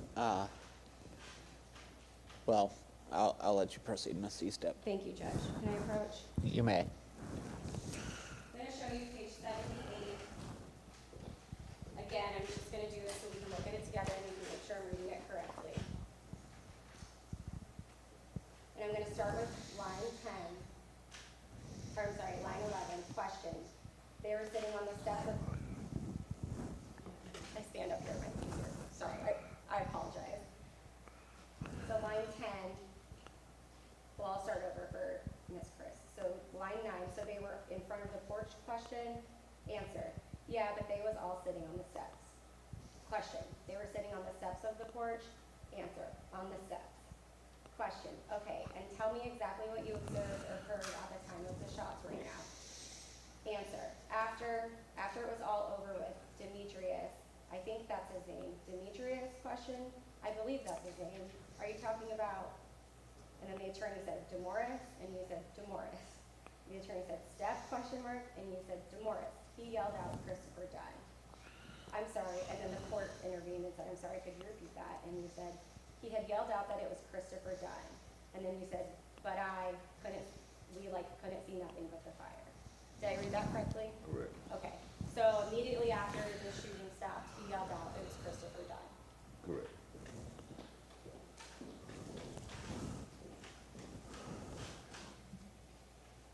And that was before the police arrived? Yes. I have no further questions. Thank you, Ms. Estep. Ms. Moore, do you have further questions? Okay. Hello, Mr. Wilson. Hey. Mr. Wilson, you testified on direct that you referred to Rico Roger as a brother, correct? Correct. And at the time you were living with Rico Rogers and his mother? Correct. You also testified that your relationship with Rico's mother was very close, correct? Correct. Mr. Wilson, why did you not speak to the police the night of May 18th, 1990? Well, I had a lot of bad experience with the police at a young age. And what were you doing when the police were speaking with people in the area that night? I was trying to avoid them. And were you speaking with Rico Rogers' mother? Yes, I was comfortable in her at that time. Yes. And Mr. Wilson, to your knowledge, was Christopher Dunn affiliated with any gangs? No, not. He just had blue on that day, and everybody assumed that he was the Crip. No further questions, Your Honor. Thank you, Ms. Moore. Anything further, Ms. Estep? Just one question, Judge. Thank you. Okay. Just to clarify, Mr. Wilson, whenever the police made contact with you the following day, when you were with Pig, Yes. at that time you were no longer comforting Rico Rogers' mother. Correct. Thank you. Okay. Anything further? Can Mr. Wilson, you can step down. Thank you for your testimony. I guess you can give those markers back to Ms. Moore. Your Honor, at this time, the Circuit Attorney intends to read the testimony of both DeMaurice Stepp and Curtis Stewart. Judge, can we approach? You may. Let's approach over here. What? On the record, probably. I'm sorry.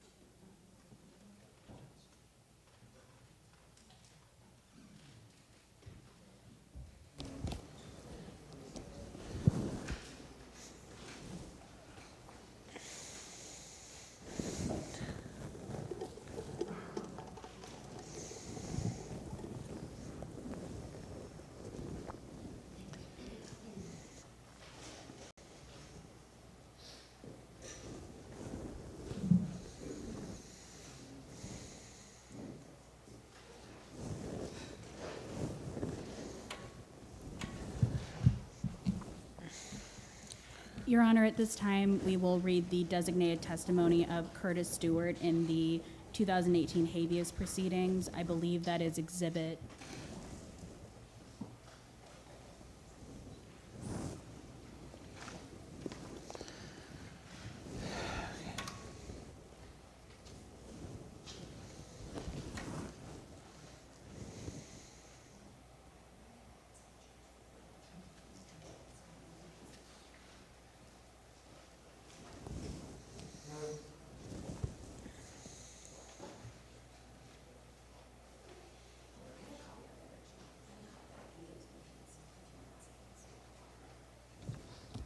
Judge, I provided his exhibit to you electronically, because it's a large document.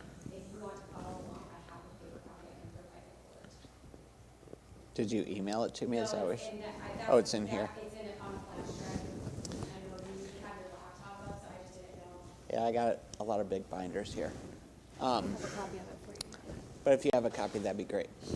Well, Judge, may I? You may.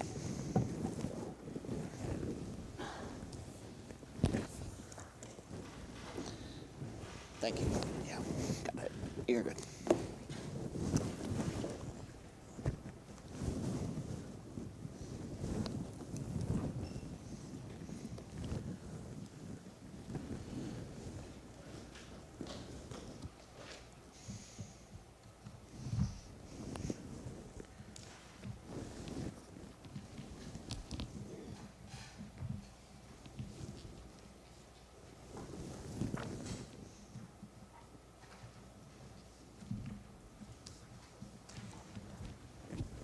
And Judge, this is in tab 3, starting on page 49. What page? 49. Oh, okay. Gotcha. And I would note for the record that these designations were provided to the Attorney General in advance, and we received no objections. Okay. May I proceed? You may proceed.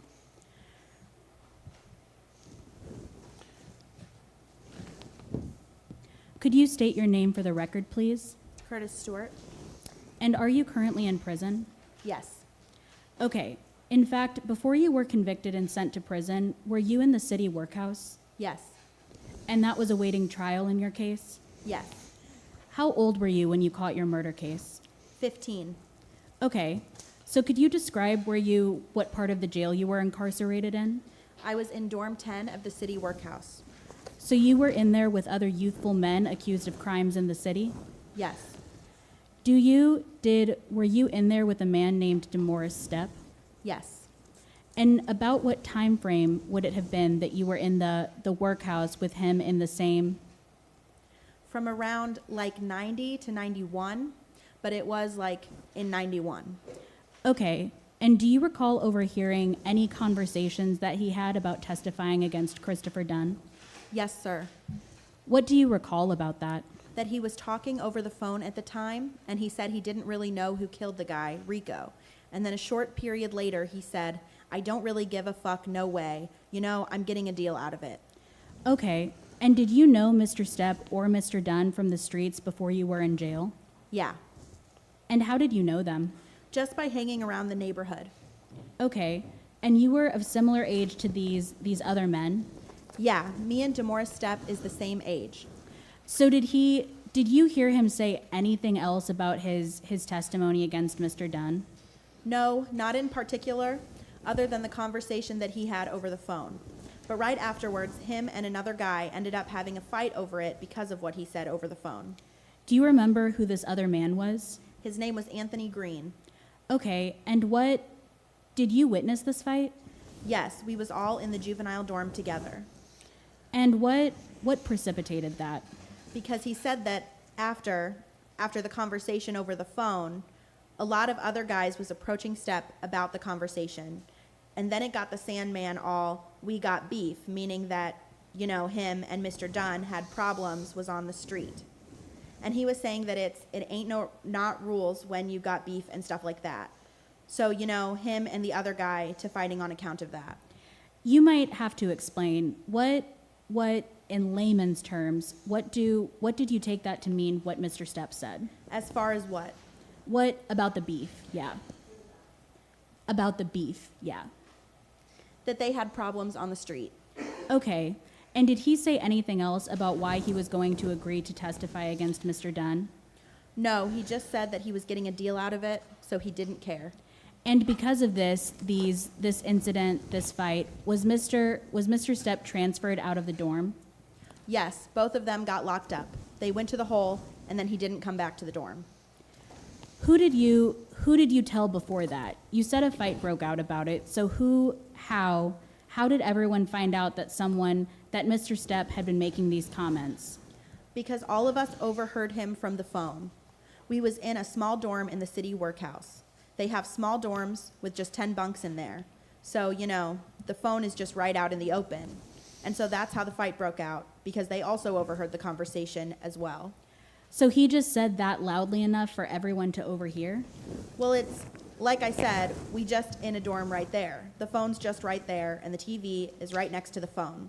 So we was all right there, so that's how I kind of like it festered from there. No further questions, Your Honor. Thank you. Okay.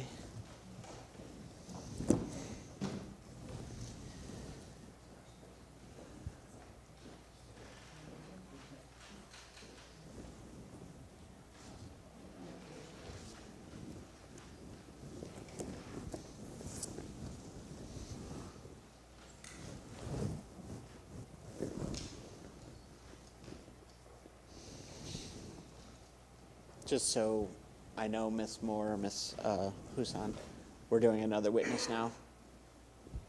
Is that the plan? Judge, we're going to be doing something a little bit different. You admitted movements 1 through 30, and movements 29 is the affidavit of Craig Speck and the 2015 Michael Davis interview, the transcript. And we, at this time, would move to admit movements 38, which is the actual recorded interview of Michael Davis talking to the investigator. And we would request at this time that we admit that recording, since we've already admitted the transcript, and that we be able to play that recording so that you can hear from Mr. Davis himself what he remembers about that night. Any Objection as to the transcript that this is hearsay. It's never been actually established that Michael Davis made these statements, or he's never appeared and verified them. He's never testified and been cross-examined. Okay. It wasn't previously admitted in a habeas proceeding, so that's an additional objection to the prior. Okay. But what number is this, 38? So the transcript would be movements 29. Okay, I see. And then movements 38 is just the recorded audio of movements 29. Okay. And we would just ask to be able to play movements 38 in conjunction with the transcript rolling by so that you can hear from Mr. Davis. Okay. I will overrule your objections at this time and allow that to be played. Thank you, Judge. And do you know about how long it is? I believe it's about 40 minutes. Okay. So maybe we'll do that and then we'll break for lunch. Does that That sound sounds good? great, Judge. Okay. Is that okay with you guys? Yes. Okay.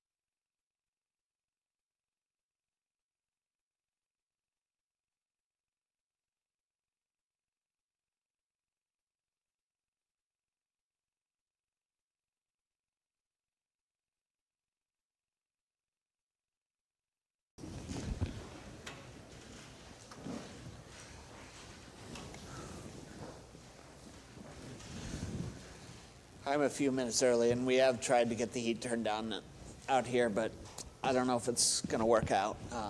It's really delightful back in my office, but we can't all fit back there, unfortunately. So,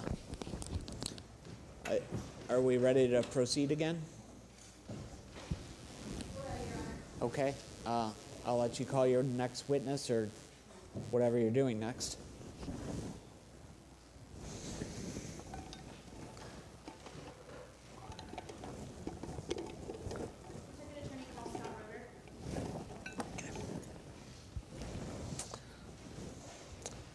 Are you Mr. Roeder? Okay, can you raise your right hand? Do you solemnly swear that the testimony you're about to provide is the truth, the whole truth, and nothing but the truth, so help you God? Yes. Okay, you may step up here.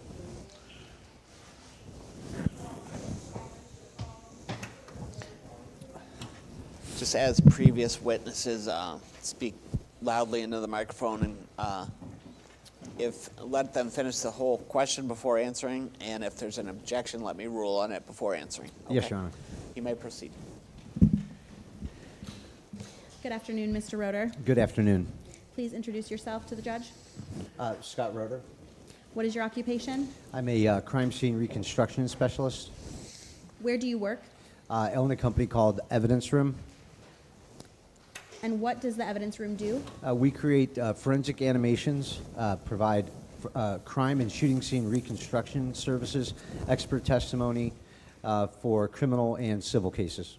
How long have you owned the evidence room? I opened the Evidence Room in 2002. And have you worked for the evidence room since 2002? Yes, I have. In your work at the evidence room, do you perform crime scene reconstructions and shooting scene reconstructions? Yes, I do. How many shooting scene reconstructions have you performed?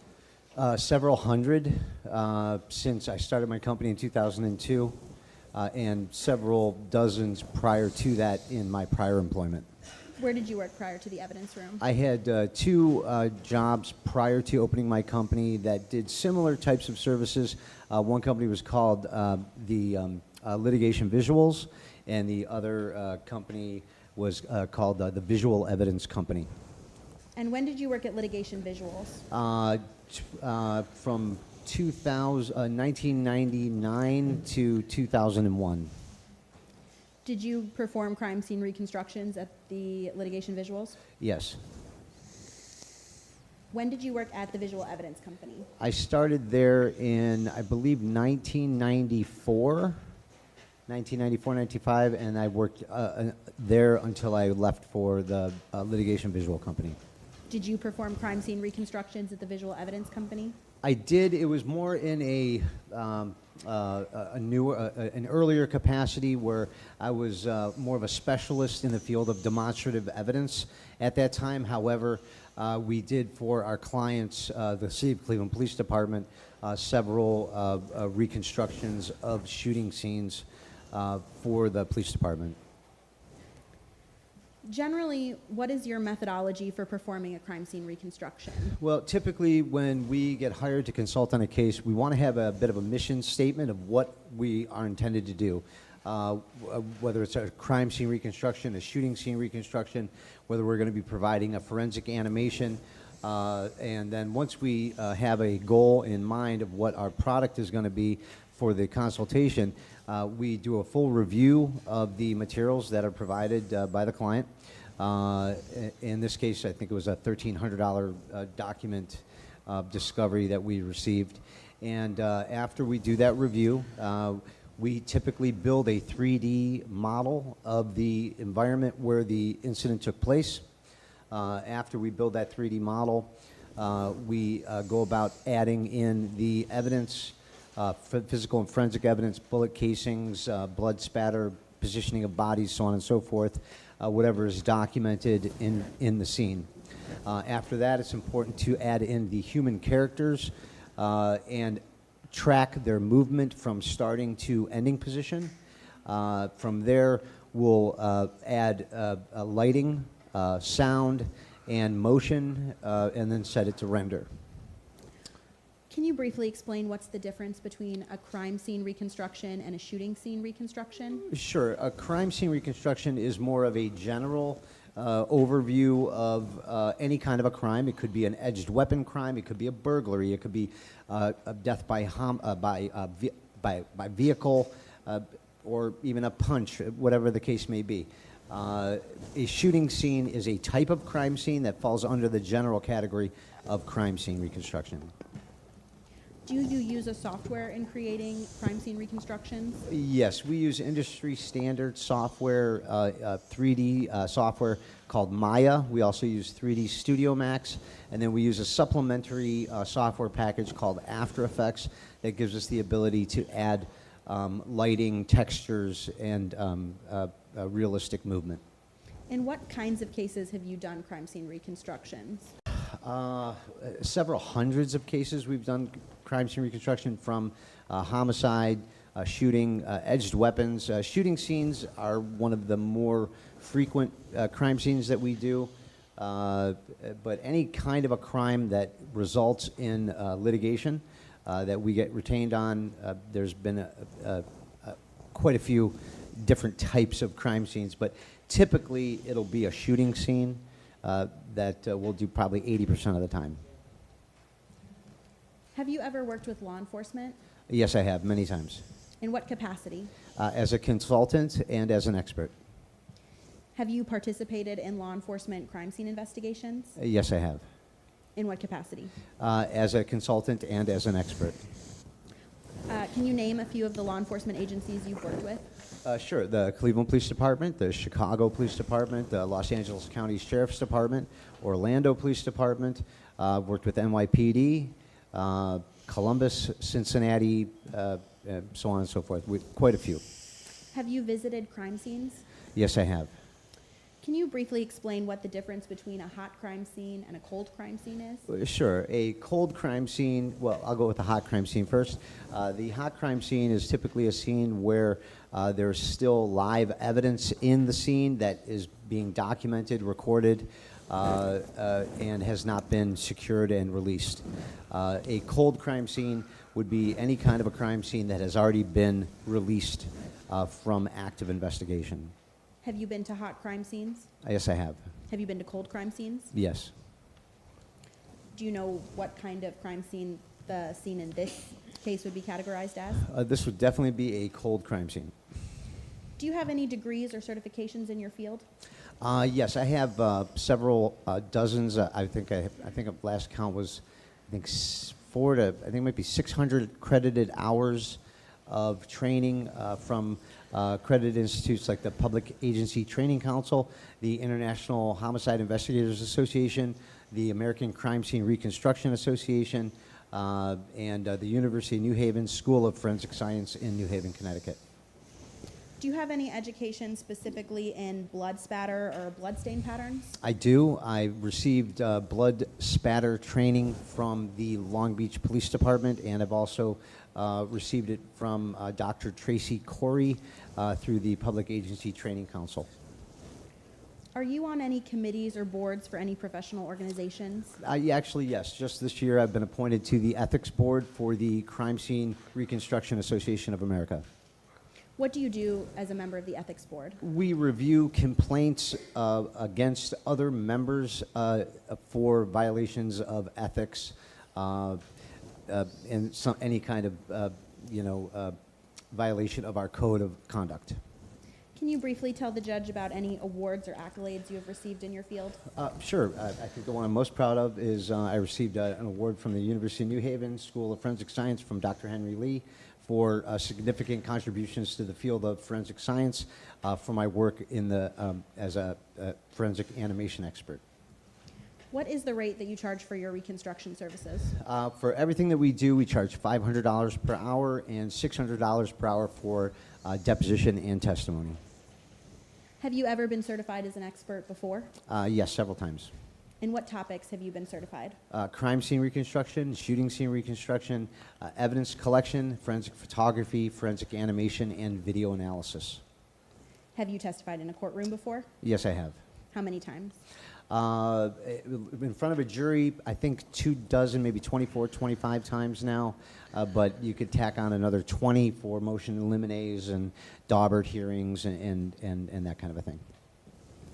Did you make a shooting scene reconstruction in this case? I have, yeah, I did. Were the methods that you used to make the reconstruction in this case the methods typically used by experts in your field? Yes, they are. Did you review documents in this case? I did. Did you rely on any documents in making your reconstruction? Yeah, I rely on the totality of the documents that I review as we interpret the interrelationship of that evidence. Were the documents that you relied on in this case the documents typically relied on by experts in your field? Yes. Motion to certify as an expert in crime scene reconstruction and shooting scene reconstruction, Your Honor. Okay. Is there any objection to that? I don't think it's necessary for the court to certify or not certify experts. Keep asking questions. Say that again, Mr. Crane. So I don't think it's necessary for the court to certify expert witnesses, but if there, I don't have any objection. That's our proceed. Okay. Given what I've heard, I think I will certify him as an expert. Thank you, Your Honor. Did you create a report in this case? I did, yes. If you could turn to tab 35 in your binder. It's also going to be on the screen as well. I get it. It's a big binder.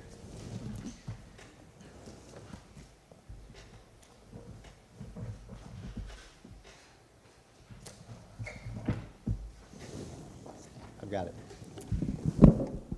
Do you recognize this document? Sorry, Judge, I pressed up the microphone here. That's okay. There we go. It'll just ruin it for all the rest of the witnesses. Great job. Yeah, I've got it here now. Okay, what is the document? This is the report that report of my investigation dated April the 5th of 2024. Is tab 35 or exhibit 35 a fair and accurate copy of your report?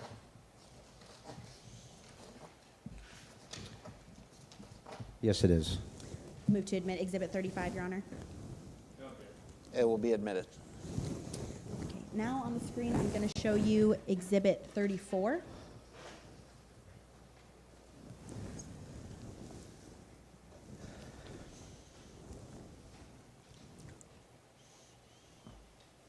Do you recognize this video? Yes, I do. What is it? This is the forensic animation that is the companion to my investigation. Is this a fair and accurate copy of the video you prepared in this case? I believe it is, yes. And would it be correct for me to refer to this as the reconstruction? Yes. Motion to admit exhibit 34, Your Honor. It will be admitted. What did you do to prepare exhibit 34?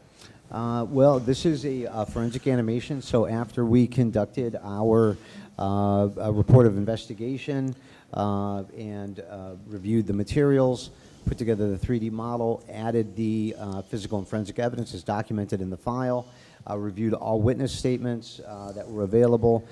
We put this is the animation that we put together that reflects the opinions reflected in the report and the facts that we believe are verifiable in the file. Did you have to manually input values into your software to create exhibit 34? Yeah, there is some manual work that goes into it. There is some, work that the computer does do, but we do need to input data manually as we receive certain values. Like, for example, the lot size, the street width, the position of the light posts, and that kind of a thing. Those are all manual values that we put in based upon the documents in the file. After exhibit 34 was rendered, did you have to manually change any values or manually alter the reconstruction in any way? Well, we manually tweak the animation. There's certain things that the animation doesn't do perfectly, such as human movement. So we can put a track, for example, for a person, say 1, where we start them at position A and then they finish at position B. So we can track that movement, and the animation does, the software does allow for the interpolation of that animation, but we need to tweak sometimes the body motion, the legs, how they move, to make it look organic. Did you visit the scene to prepare exhibit 34? I did not. Do you typically do scene visits when creating reconstruction videos? Typically we do, yes. Do you consider them important usually? Yeah, absolutely. Whenever possible, where it's valuable, we like to go to the scenes and take our own measurements. Why are scene visits typically important to do before creating a reconstruction video? Well, because you want to be as accurate as possible to the environment as it exists, as close to the crime scene or the event date as possible. In this particular case, I didn't get the case until 33 years after the incident took place, and the environment is substantially different now than it was 34, 33 years ago. So we primarily relied upon the photographs in the file, and then we relied upon Google Earth images and other publicly available images for scale and environment. Have you been to the scene since preparing your reconstruction? Yes, I went last night at midnight. And did that change your opinions in any way? No, it didn't change it. It confirmed, I think, the accuracy of the model as we have it designed. You said you used photos from the file and imaging online to render the scene to fit May 18th, 1990. As close as possible, yes. What years were you able to see imaging of? On Google Earth, you have the ability, like most recently, you can get a Google Earth image, say, of this area every 6 months now. But when you go back prior to the year 2000, it's usually once a year, and then even then sometimes it's once every 3 years, depending on the need for, because back in those days, they literally flew an airplane over the area, took a photograph, and then uploaded it onto the internet. So we didn't have the exact year. We were able to get 1988, and then there was a gap, and then we were able to get 1992. And that gave us a fairly good idea of the lay of the land that we supplemented with the actual photographs that we reviewed in the file. At this time, I'm going to play Exhibit 34. Okay.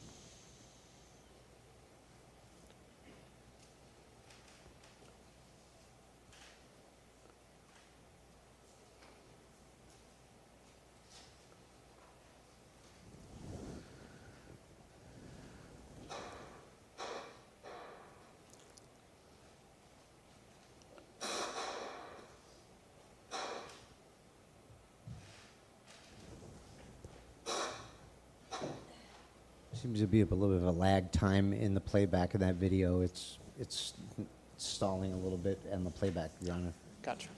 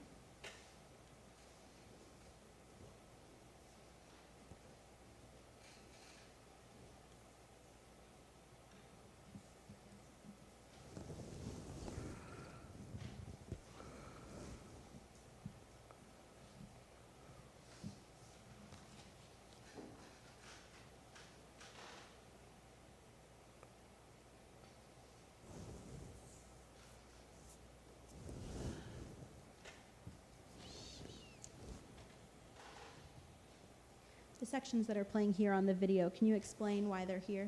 Sure. These are segments of the record that we relied upon that are what we would call actionable pieces of their testimony.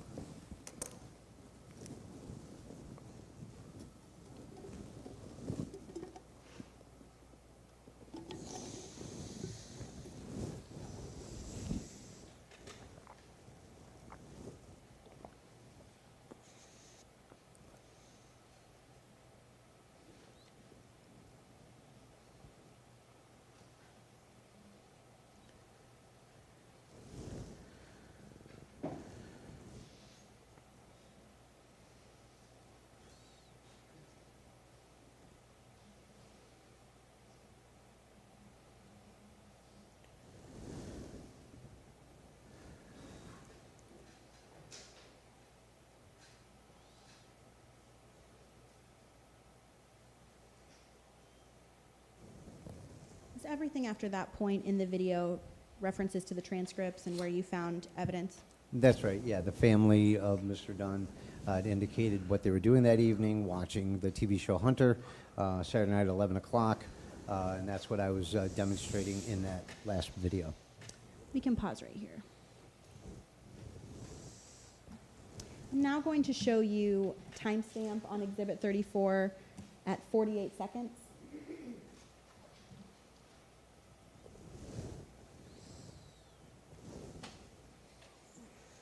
Can you explain what we see here? Sure. This is after the shots have been fired. The most reasonable position of the shooter at the time he made purchase with the bullet on Mr. Rogers. So this would be the final position of the shooter after the shots were fired and after Mr. Rogers had already been struck by the bullet. I'm now going to show you timestamp 307.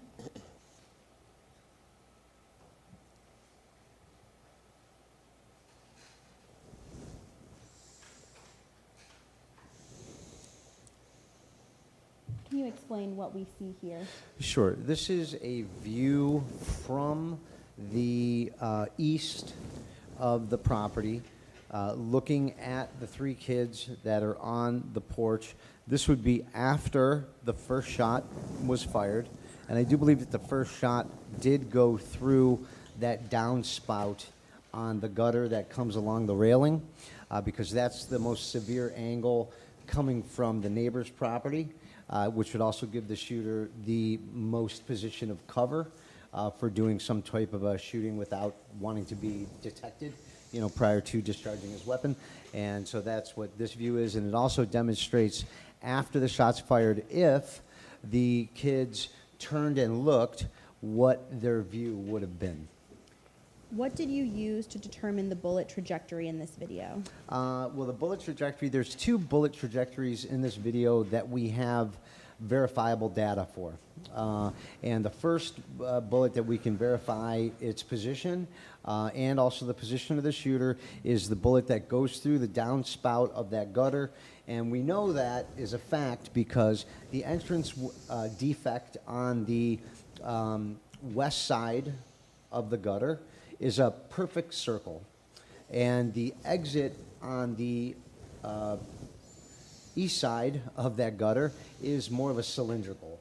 And that's as a result of the bullet going in and then becoming destabilized, and the exit is more of the bullet tumbling and going out long ways rather than through the tip of the bullet.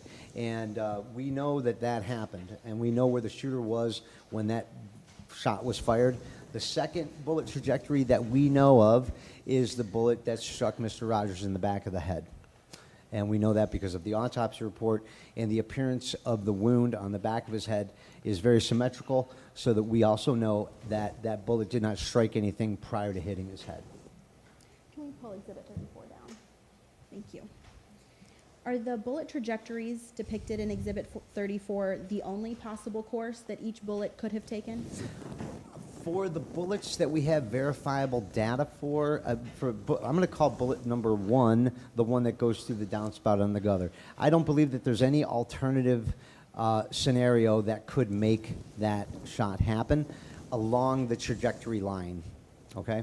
The other bullet that we have verifiable data for is the bullet that struck Mr. Rogers. Now, that bullet did not have an intervening object before it struck him. But we do know that the house provides a portion of cover, the corner of the house, right? So we know that for that shot to have happened, the shooter is going to need to move from his original position further along the fence line to get a clear shot because Mr. Rogers was taking cover down on the other side.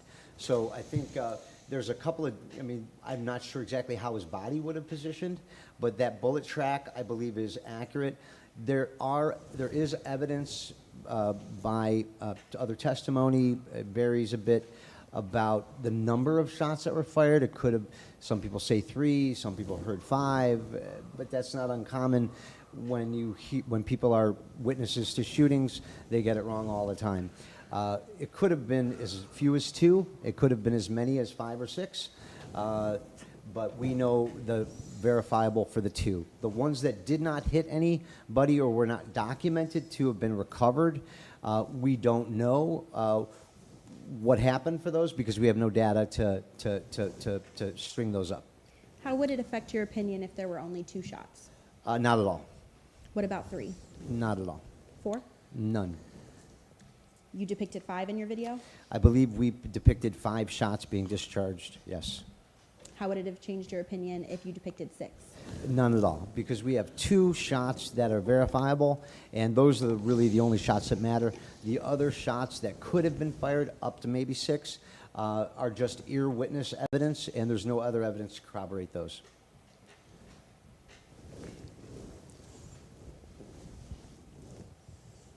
If we could, we're about 5 seconds in on Exhibit 34.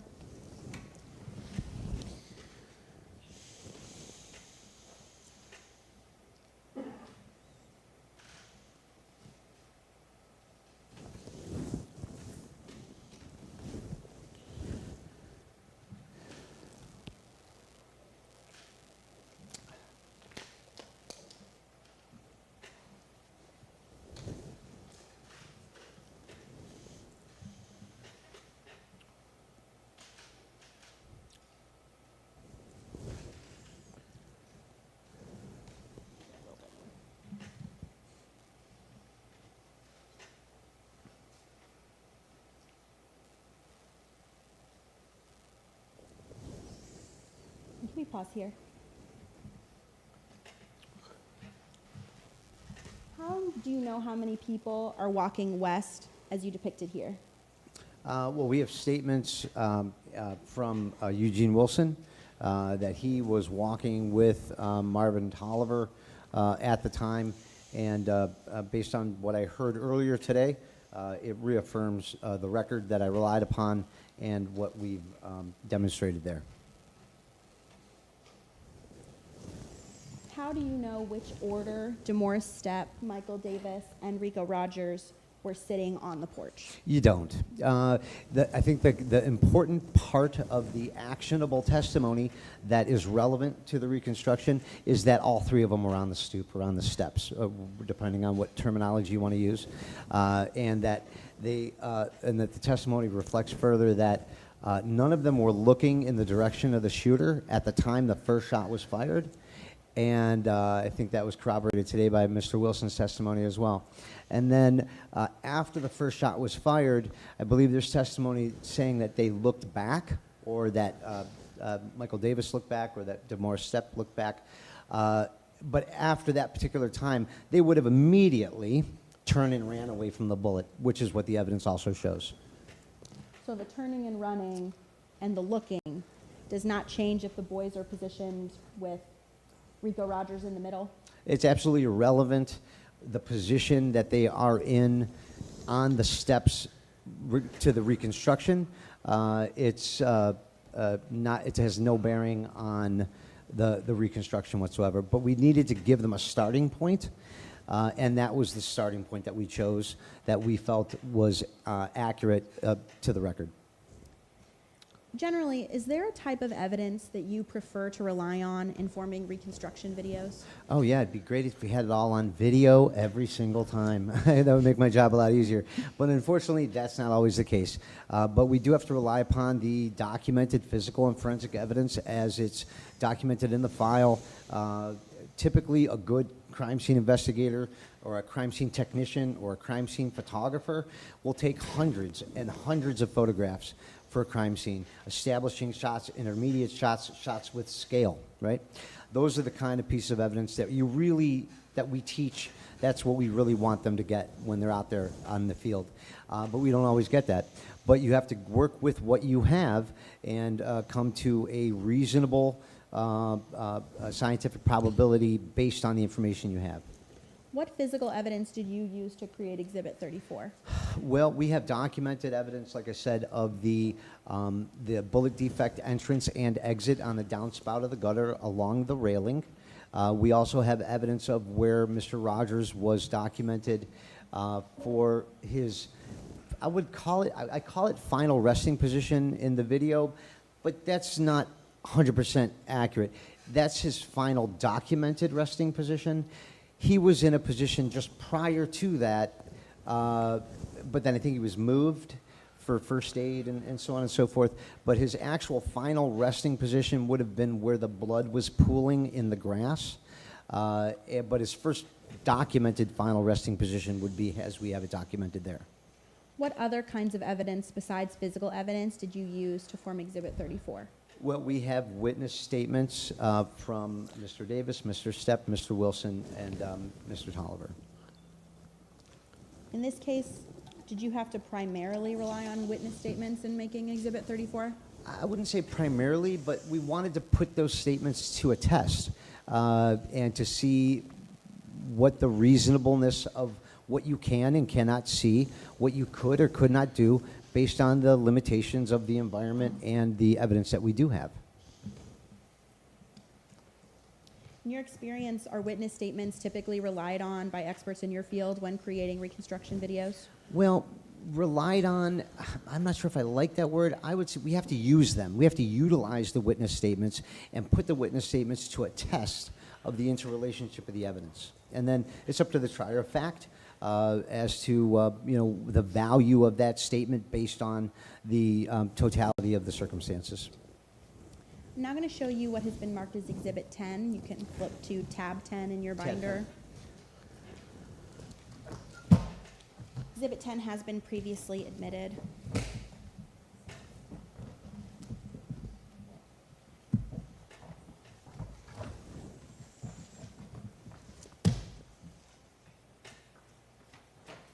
Okay, I've got it. What is Exhibit 10? This is the affidavit of Eugene Wilson. Do you see about 6 paragraphs down where Eugene Wilson says, "We had just been to Chinaman's restaurant and we were sitting there talking and eating our rice"? Is that how the statement starts? No, that's the end of the, Could you give me the first line of that paragraph? the night before. The is how night before, paragraph yes, starts. I see that paragraph, yeah. Do you see where it says, "We had just been to Chinaman's restaurant, we were sitting there talking and eating our rice"? Yes. Why did you put Eugene Wilson walking west instead of sitting on the porch eating rice? Well, he gives a couple of statements over the years, as do several of the witnesses. And oftentimes in witness statements, they don't nail down the timing of things. And as I learned today when I was listening to Mr. Wilson's testimony, that seemed to be the case here. He made a reference about eating rice, but that was on a different day. And so I think my instinct was correct to not have him starting off the reconstruction eating rice on the porch. And it's more consistent with the objective evidence that he was walking along the sidewalk because his testimony fits the physical evidence of where the shooter was, and that's consistent with the bullet trajectory, and it's consistent with the totality of the circumstances as we've laid it out. Is that what you do in a situation where different witnesses have different inconsistent statements? You have to, yeah. You have to make judgment calls as to not the credibility of a witness, because that's not my job. My job is to look at the actionable statements that the witnesses make and see what is most reasonable based on the evidence that we have. Let's talk about the lighting in Exhibit 34. Sure. Can you explain how you use the software and render lighting in your reconstruction video? Oh, can I explain how I do it? Sure. In the 3D model, once we have the 3D model built, it's built and there's no lighting in it whatsoever, but it's in an environment. So we can take, for example, if it's a daytime scene, we can take the sun and put it up in the sky at 12 o'clock. We can put the sun in the sky at 2 o'clock in the afternoon or whatever. We can put the moon in the sky at midnight, and that gives us the ability to control the ambient lighting inside of the environment. In this particular case, this did happen at night. There was photographic documentation of what the lighting conditions were at the time. Not great documentation, but there was some documentation. We used our just viewing of those photographs to try to give the scene enough light to play it out. So we used a light a raw, I guess no, a naked light bulb on the front porch that we used at about 40 to 60 luminance. And then there was evidence of a street light that was across the street and to the east by one house. We researched it, and it was a mercury vapor lighting street lamp, which are typically pretty dull, but the reason they used them back in those days because they last a long time. You almost never have to replace them. So they're very, very efficient, although they're not very bright. So we used that light on the street, and then we used a naked light bulb on the porch. We looked at all other areas that were documented, and there's no other lights down the street as you go westbound that was in an area that could affect the lighting.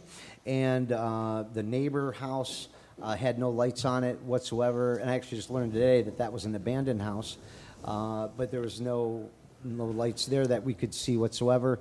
And then the various photographs that were taken that had artificial light in it, used by the cameraman, and I think there was some testimony of police cars were parked along the area and the lights were turned on, and that kind of washed out the scene. But those were valuable because you can see in the background that it's pitch black. There's no lights in any of the peripheral areas. So that was helpful in determining what an accurate lighting would be for the scene. How would your video change if the street light had been blocked by a tree? It'd be darker. And how would your reconstruction change if the porch light had been a light bulb that was not exposed? It would be dimmer. And what about if there was no porch light at all? It would be very dark.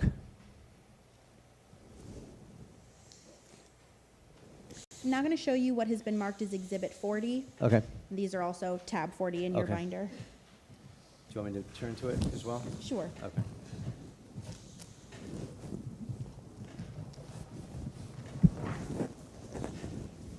Do you recognize these photographs? I do, yeah. That's an old car that was parked behind the location of the shooting where the shooting took place in the backyard, I believe. I apologize. Let me restate that. That's a vehicle that was located in the backyard of where the shooting took place, so in the backyard. What are these photographs from, if you know? These are bait stamped with my name, Roeder, and then 00481. These, I believe, were taken by the local PD in 1990 by their, I'm assuming, crime scene photographer, and they were part of the documents that were produced to me for my review in the case. Exhibit 40 is 10 pages. Have you seen and relied on all 10 pages? Yeah, we have seen all 10 of the photographs. And like I said, we utilized all 10 of the photographs for, again, I will use the term actionable data that helps us with regard to not only lighting, but spatial relationships and positions of documented evidence. Motion to admit Exhibit 40, Your Honor. It will be admitted. Thank you, Your Honor. On page 1, what does this photo tell you about the crime scene? Well, a couple things. First thing that this photograph tells me is that the photographer was using a light to take the picture. And we know that because we can see the reflection of the light from the photographer in the window of the house. And we can also see the reflection of the light of the photographer in the headlights. And you can even see the reflection of the light from the photographer where it says JB Hunt Transport Lowell Arc along the roof of the car. So we know that there's an external light that's attached to the photographer. It could be, again, the police cars lined up with the lights on, or it could be a constant light, or it could be a strong flash. I don't know what kind of camera they used at the time, so one of those three options, or possibly two of those at the same time, to take these photographs. What does this photo tell you about the lighting specifically outside of the lights that were used to take the photograph? Well, the one thing that you can clearly see, other than the artificial light used by the photographer, there is no other light that is discernible in any of the immediate areas, especially in the background. If you look between the houses into the background, that would be a view from the backyard toward the front yard. So you can see how dark that gangway is, and you can see that there's no illumination in the area of, from ground level to up to 30 feet out there. And so that main street where the incident took place was extremely dark. Turning to the photograph on page 7 of Exhibit 40. Okay?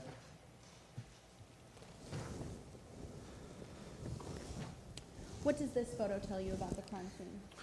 Well, now, this is a side view, I believe, looking westbound of the neighbor's house. So this would not be the house that the shooting took place. This would be the house to the west of it. And you can see the air conditioning unit there.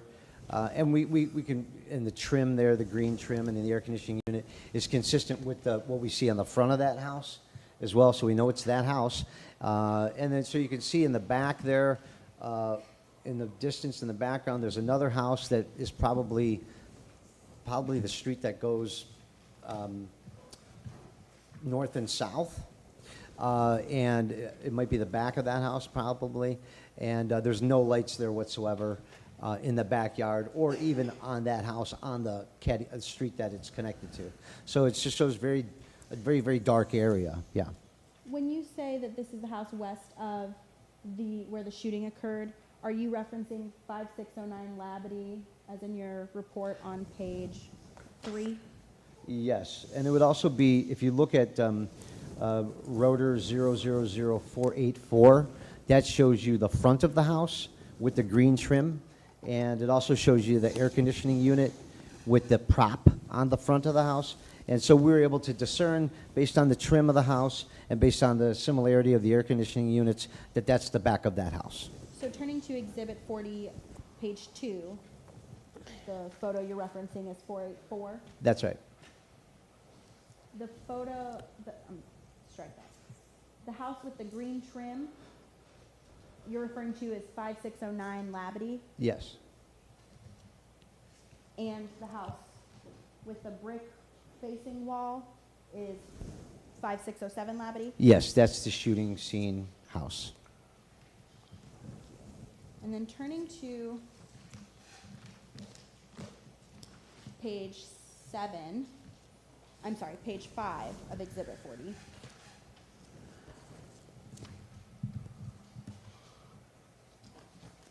What did this photograph tell you about the shooting? Well, I mean, this is where Rico Rogers was at his final rest. Now, we have two positions documented here. You can see there to the right, on the lower right-hand corner, you've got a large blood pooling in the grass, and that is most certainly where Mr. Rogers became fully incapacitated from the bullet, and that's where he would have had no movement. And as a result of that no movement, the blood would be seeping out of his head based on his body position and gravity. And that's why you have that large pool there. That burlap body stand-in chalk mark, whatever you want to call it, is, I think, where he was at after I think he was turned over or rolled over for vital statistics being checked and so forth. But that's where he was documented in a photograph, and that's why I think they put the chalk line stand-in there. Do you see a red cap in page 5?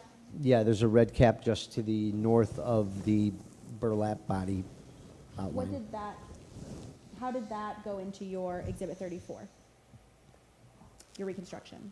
Well, I mean, You know, most likely, I mean, I don't know if that was the hat that Rico Rogers was wearing, but I mean, that was documented as being part of it. I don't think I have any other photographs of that.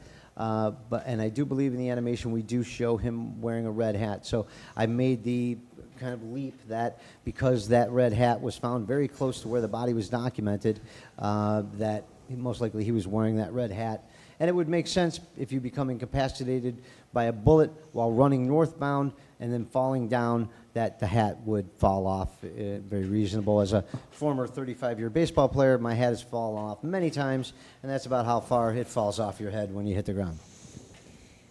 I'm now going to show you Exhibit 34 at timestamp 5 minutes and 52 seconds.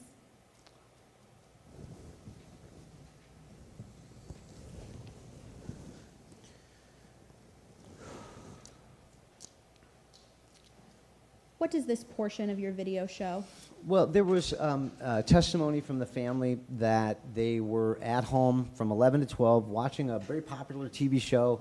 I know you guys might be a little bit young for this, but I'm 54. I used to watch that show all the time with my family. A show called Hunter. It was a former football player, played cop or FBI guy, and it was a very popular TV show that was on Saturday nights from 11 to 12.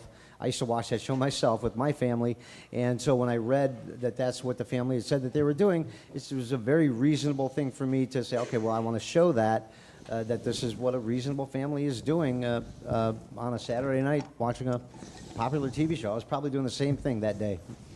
Does this section of your video affect the shooting scene reconstruction portion of your video? Not at all. It's simply a demonstrative exhibit to, I think, demonstrate what the family said they were doing at the time. One moment. No further questions, Your Honor. Thank you, Ms. Huson. Can I have a minute to get a switch over to technology if I'm going to use any of the video? Okay, sure.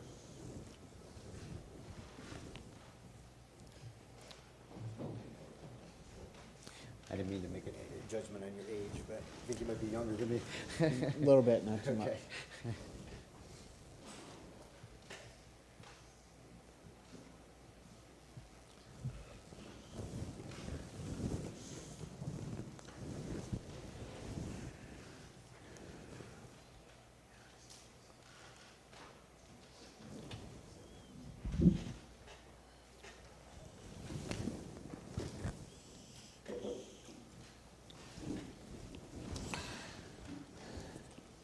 Those of you in the media, before on break like this, you can walk around the front. You don't have to climb over the railing next time, okay? I hope you got it on video for later.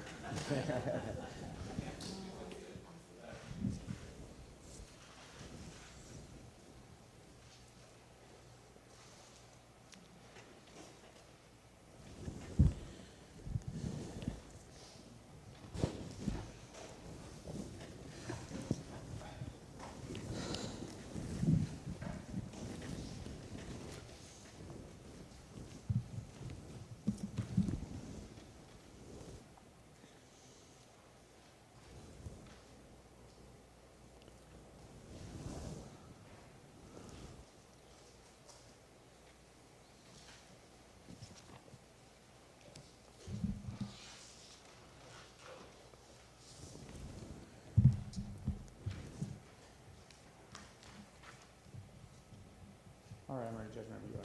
You may proceed. Okay. Good afternoon, Mr. Roeder. Good afternoon. So you were hired by the Midwest Innocence Project in this case, Yes, sir. and you've been in contact primarily with Christopher Dunn's attorneys, Yes, I have. and you are billing about $600 an hour for your time, is that what you said? Yes, sir. How much do you expect to be paid in total? I've been paid already on this case, I think a total of $7,000, maybe $7,500, I think, so far. Now, when you talked to Mr. Dunn's attorneys about working on this case, they told you their version of events, They did. and they told you what they were trying to prove. Yes. And your primary job, as you said, was just to see if their version of events was plausible with the rest of the evidence.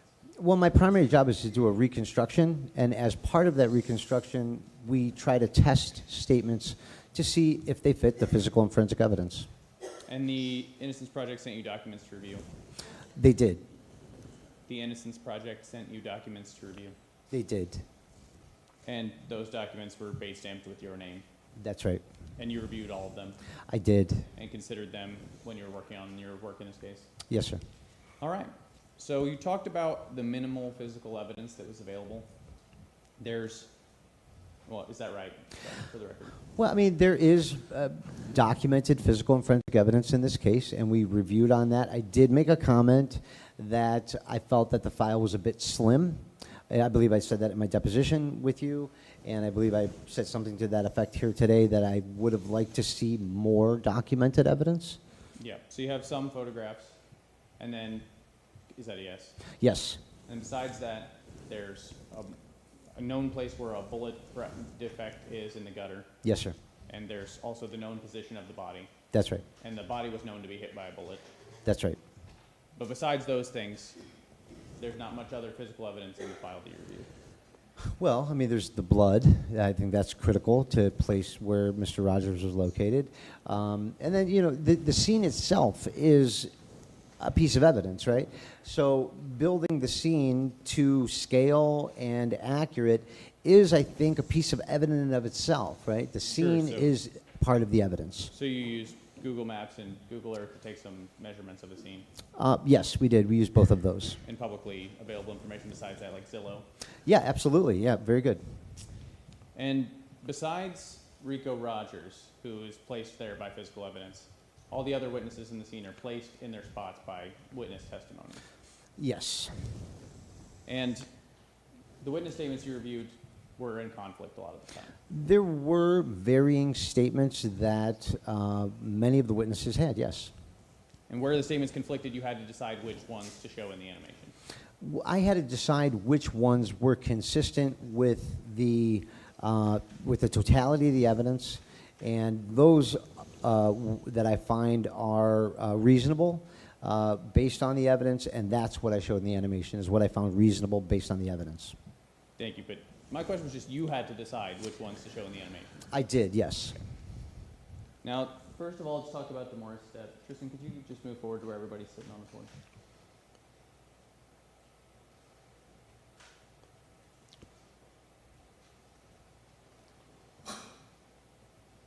Thanks. So you chose to put the Morris step there at on the second step from the bottom, leaning Yeah. against the rail. I agree, yes. And you animated him looking east away from where the shooter enters. Yes. You're aware that when he was first interviewed, Demore Stepp made statements to the police that he saw the shooter before the shot started? I don't recall that statement, but if you represent that to be true, I will take your word for it. Well, let's flip to Movens 21, Okay. 21 in your binder.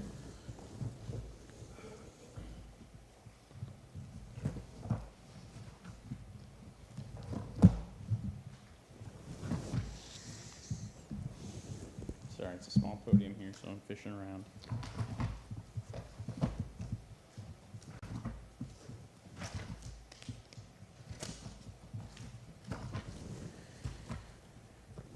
I got it. All right, so let's start at the bottom of page 5.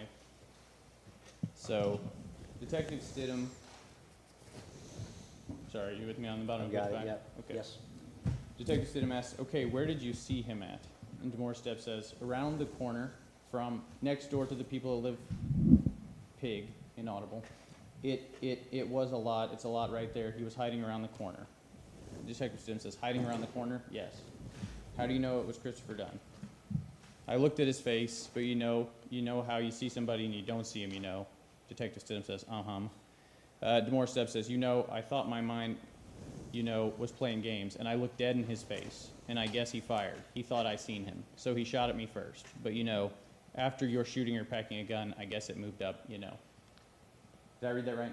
You did read it right. It was hard.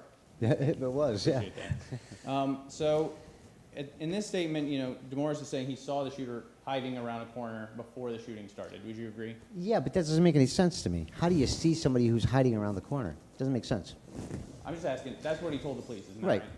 And you did not animate him looking towards the shooter before the shooting started. Right, because it doesn't make sense. It didn't fit Just in with the. asking whether you put it in the animation or Right. not. I had to make decisions on what makes sense and what doesn't make sense, and seeing somebody hiding doesn't make sense. It's a contrary statement. No one's ever been caught hiding? Well, if Ever been caught hiding? I don't think that's what he meant here, but yeah. I'm just gonna ask a series of questions like this. It'll be easier if you just tell me whether you put it in the video or not. I'll do the best I can. Overruled. So, did you animate, as Morris Stepp said in his first statement, that he looked west towards where the shooter comes from and saw him before the shooting started? I did not animate that, no. Okay, thank you. And then you know at trial that Morris Stepp testified that he saw the shooter before the shots were fired as well. Yes, You remember that testimony? You reviewed it? I do. Okay. And then he identified that shooter to be Christopher Dunn. He did. And at trial, he testified that he saw the shooter in the gangway between the two houses. Do you remember that? He did, yes. And do you know what he meant by gangway in context of the scene? Yeah, we have gangways in Cleveland. So, did you understand him to mean that area that's animated there that's kind of an alleyway between the two houses? Yeah, it's like a 3-foot walkway in between the house. So, based on the statement he made at trial, he looked towards that gangway between the two houses and saw the shooter there. That's what he states. And you didn't animate that in the video. I did not animate that, no. Thank you. And then, at the habeas evidentiary hearing, you read that testimony where Morris Stepp testified at that hearing as well. Yes, And he again said that he saw the shooter come from the gangway between the two houses. Do you remember that? I do. And you didn't animate him coming from the gangway based on that testimony either. Well, I don't animate anybody coming from the gangway. I don't have the I have the animation starting just a moment before the first shot. Right. I mean, eventually the shooter does enter the scene. The shooter starts in the scene. He's in the scene when we started. He's off He's to over the. there behind the house on the far side. He's in the shadow there, I believe, right underneath the. I mean, you won't see it until we turn the camera, but You would agree with me the shooter's not animated in the gangway between the two houses. no. Okay. So, just to sum all this up, based on all of Morris Stepp's prior statements, he did look west towards the gangway before the shooting started. Would you agree Would I agree that he said that or he did that? that he said that? I would agree that he said that. And you animated him looking east, the other direction. Yes. He also stated he looked east. Yes. But then, yes, I have him starting off looking He stated he east. looked east before the shooting started? No, he Okay. did look east at some point, and I have him the starting point with all of the children looking east. So you're saying, in your mind, the video, he could have looked the other direction at some other point, but you have him looking east now. Is that what you're trying That's to say? right. Okay. Let's talk about Marvin Tolliver's positioning. So you placed Marvin, his name's also Marlon sometimes in the document, would you agree? I would agree. Yes. And you don't know which one for sure it is. I really don't know. I have it listed as Marvin. If it's Marlon, we can just call him Mr. Tolliver if you wish. Yeah, I'm kind of in the same boat where I just don't want to be disrespectful to Mr. Sure. Tolliver wherever he is. You placed him, would you agree with me, near 5607 Labadee walking west? Yes, I have him walking correctly right there in companion with Mr. Wilson. And you know that Mr. Tolliver told the police that before the shooting, he was walking east in the 5500 block of Labadee. He did say that, yes. So, you have a zoomed out photo of the later though, but if we zoomed out, the 5500 block would be the block that's east of Labadee, or Yes. east of the crime scene, would you agree? It would be to the east of the crime scene, yes. Right, so he was about a block east, walking east, according to a statement in the police report. Yes. And that would be the opposite direction of the way the shooter enters the scene. Yeah, but again, I don't want to be argumentative, but we have to talk about when in the sequence people make their statements. It's like the rice thing all over again. It was the day later he was eating rice, or the day before he was eating rice. At some point, he was probably walking east because they were going to Chinamen to get food. It's just where in the sequence he says that as it's related in the record Sure, well, that I we think can needs look to at be his clarified. statement if you wanna- Are you finished? I'm sorry. Yes, I was just trying to give you a complete answer, that's all. Thank you. We can look at his statement if you want to flip to petitioner's exhibit, move-ins exhibit 36. It's going to be on page AGO base stamp 30. said 36? Yeah, Exhibit 36.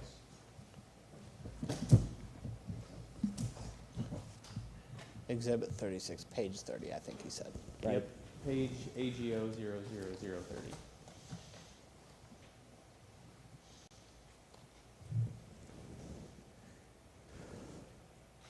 Okay.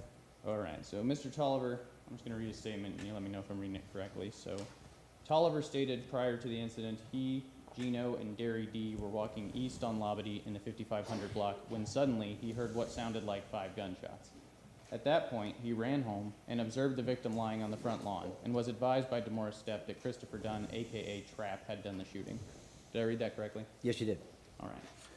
But you would agree with me that in your animation, Marvin Tolliver is not walking east in the 5500 block of Labadie. At this moment in time, no, he's not. All right. Well, and in fact, he never walks. He does run east eventually. I don't know if he makes it to the 5500 block, but. Yeah. He does eventually run east, All right. yes. So, you know, based on his statement to the police, the sequencing is a little more clear, right? He says that he's walking east on Labadie, and then shots are fired, and then he runs home. Would you agree? I would agree. All right. Let's talk about Eugene Wilson's positioning. So you placed him alongside Marvin Tolliver in front of 5607 Labadie walking west, right? Yes. So you know that from reading the police reports that the police canvassed the area for witnesses who might have seen something that happened after the shooting? Yes. All right. And you're familiar, you know, with the statement that we just read that Mr. Tolliver said that he and Gino were walking east in the 5500 block. Is that right? You say Gino? Gino. That's different. So there would have been 3 people walking back from the Chinaman? Is that what you mean? I can read the statement again. So Tolliver's statement to the police was, prior to the incident, he, Gino, and Derry D. were walking east on Labadie in the 5500 block. So would you agree that based on that statement, Tolliver and Gino and Derry D. were all walking east on Labadie? At some point, but we don't know where in the sequence, how much before the shooting they were doing that. We don't have an exact time code of when they were doing that. And that's part of the problem with the statement is the vagary is not nailed down so that we have actionable data for every individual person. I'm sorry, I thought we just agreed that the rest of the statement does make the sequencing clear. I'm going to finish the question. On AGO 00030, Division 6. statement in full, if you're reading along with me, is Tolliver stated prior to the incident, he, Gino, and Derry D. were walking east on Labadie in the 5500 block when suddenly he heard what sounded like 5 gunshots. At that point, he ran home and observed the victim lying on the front lawn. Right. So, if I read that correctly, would you agree with me that Gino, Tolliver, and Derry D., just before the shots were fired, were walking east in the 5500 block? According to that statement that you just read, that's what that statement would reflect, yes. All right, thank you. And you didn't animate Eugene Wilson along with that group walking east? No, I don't have any sworn testimony for that group. I have sworn testimony for Eugene Wilson. And you remember Mr. Wilson, here it was earlier, you were in the courtroom, weren't you? I did. I was back there watching him testify, yes. And you remember that he agreed that Gino would refer to him. That was his nickname. Yes. Now, you know that at trial, you would have reviewed the trial testimony of DeMorris Stepp, and he testified that he, Michael Davis, and Rico Rogers, and the shooter were the only people there when the shooting occurred. Do you remember that testimony? Yes. And at the habeas evidentiary hearing, Stepp testified that the people who had gone to the store didn't see the shooting because they weren't there. Do you remember that testimony? Yes. Did you review Michael Davis's statements to the police as well? I did, yes. And you would agree with me that Michael Davis never mentioned seeing Eugene Wilson at the scene of the shooting? No, he did not. Not from that statement that I listened to earlier, nor from that other record. Understood. Did he mention Eugene Wilson in his trial testimony, do you know? I'm not sure. Would you agree with my representation that he didn't mention Eugene Wilson? I'll agree with you. And so Michael Davis, as far as you know, never mentioned that Eugene Wilson was at the scene in any of his statements? I would agree with you. And you know that, you know, I'm sorry, I'll strike that question. So, you know that Eugene Wilson's first statement about this case was an affidavit that he signed in 2016. Yes. And 2016 was roughly 26 years after the shooting. Yeah. All right. You also know from your review of the record that Mr. Wilson is a close childhood friend of Mr. Dunn. I learned that today, yes. All right. You've been over this a little bit with opposing counsel, but in his affidavit, originally in 2016, Mr. Wilson said he was standing right next to Rico Rogers when Rico was shot. Would you agree with me? I believe he clarified that today, saying that it was after he was shot, he was standing next to him, like after the shooting had taken place. He did say something different today. I'll agree with you, but would you agree with me that when you reviewed the records in the affidavit, it said he was standing right next to Mr. Rogers? I believe that that's what you're representing it to say, but I believe the witness clarified what he actually meant by that. But We can go. but I don't want to, take a argue look with you at over it. the record. I think I understand what you're saying. Let's just flip to Exhibit 10 and take a look at what it says. Sure.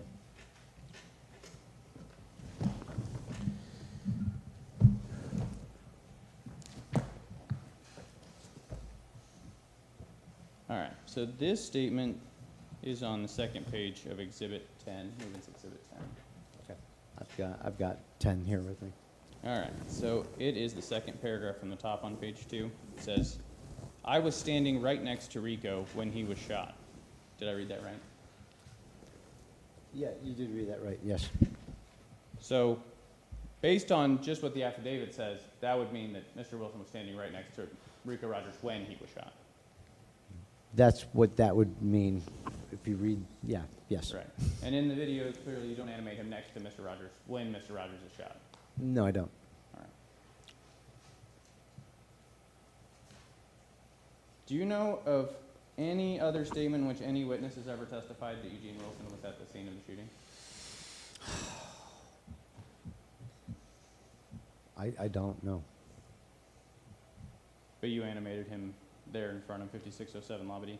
I did. His testimony, the last, I think, 2 or 3 versions of his testimony, including the testimony today, was very clear and emphatic of what he said he saw and where he was. So I did rely upon that. When you were making the video, you relied on the testimony that he had today?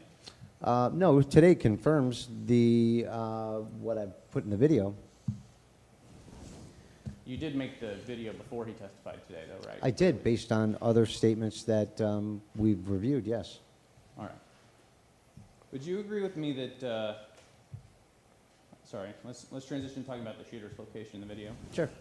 Would you agree with me that the physical evidence that you've used to place the shooter is primarily the 2 bullets that you talked about, bullet 1 and bullet 2 on direct? Yes.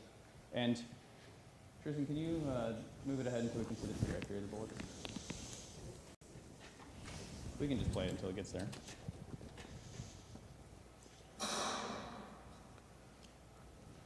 you go. Yeah. All right, so that first bullet you said is the primary reason you placed the shooter coming from where he's coming from. Is that That's right. So along that trajectory line, are there other locations that the shooter could be standing to fire that bullet? Anywhere along that trajectory line where he could stand. So, at least from the physical evidence of that shot, it would also be consistent with the shooter entering from between the gangway and firing that shot from closer range. It could be, yes. For the bullet that hit Rico Rogers, you've animated that shot as coming from the front of the fence line. More toward the front, yes. Right. So, well, I'll give you a chance. Is there something I'm saying wrong there that you want to clarify? Well, the front of the fence line, I would more think of the like the sidewalk area where I have him kind of where the side of the fence meets that area. So I put him right along the most south side of that fence, the southern point of that fence. Sure. So he's near the front of the yard and then west of the fence line, shooting into the yard east. That's correct, yes. All right. And you know that from Michael Davis's trial testimony that he testified that he kind of fell and looked back as the shots were, Michael Davis testified that when Rico Rogers fell, he looked back towards the shooter. Do you remember that testimony? Yeah, I do remember. I know in the video today there was actually some recapitulation of that as well. And so Michael Davis's testimony, if you remember, is that the shooter was along the side of the yard at the time Rico Rogers fell. Yes, So that would be consistent with where you've animated the shooter's I firing. believe bullet so, from. yes. So at the habeas evidentiary hearing and at the trial so far, DeMoore Stepp is the only witness that's testified he saw the shooter before the shooting. Would you agree with me? I would agree with you, yeah. So he testified that the shooter kind of comes from the gangway between the two houses, right? That's right. And based on the trajectory of the bullets, it's possible that the shooter could have come from the gangway, fired that bullet, and then moved sideways along the fence line and fired the second bullet. Yes, sir, that's possible. All right. Let's talk about the positioning of Michael Davis. We previewed that a little bit, but so his trial testimony is that after Rico Rogers falls down, he looks back, sees the shooter along the side of the house, and then he falls down next to Rico. Would you agree? Yes. All right, can we just play ahead until Mr. Rogers is shown?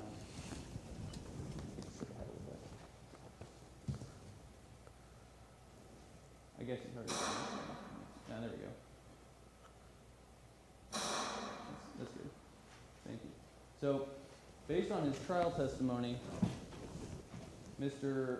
Davis sees Rico Rogers fall, turns and looks back, and then falls next to him. Would you agree? Yeah, I mean, he falls in the area. Next to him could be to the north of his head, to the left of him, to the right of him. I have him positioned where I have him positioned to be in a position of cover, or at least trying to attain a position of cover. Do you remember that, as he further testified about positioning at trial, he said that he laid down beside Rico? At some point, yeah.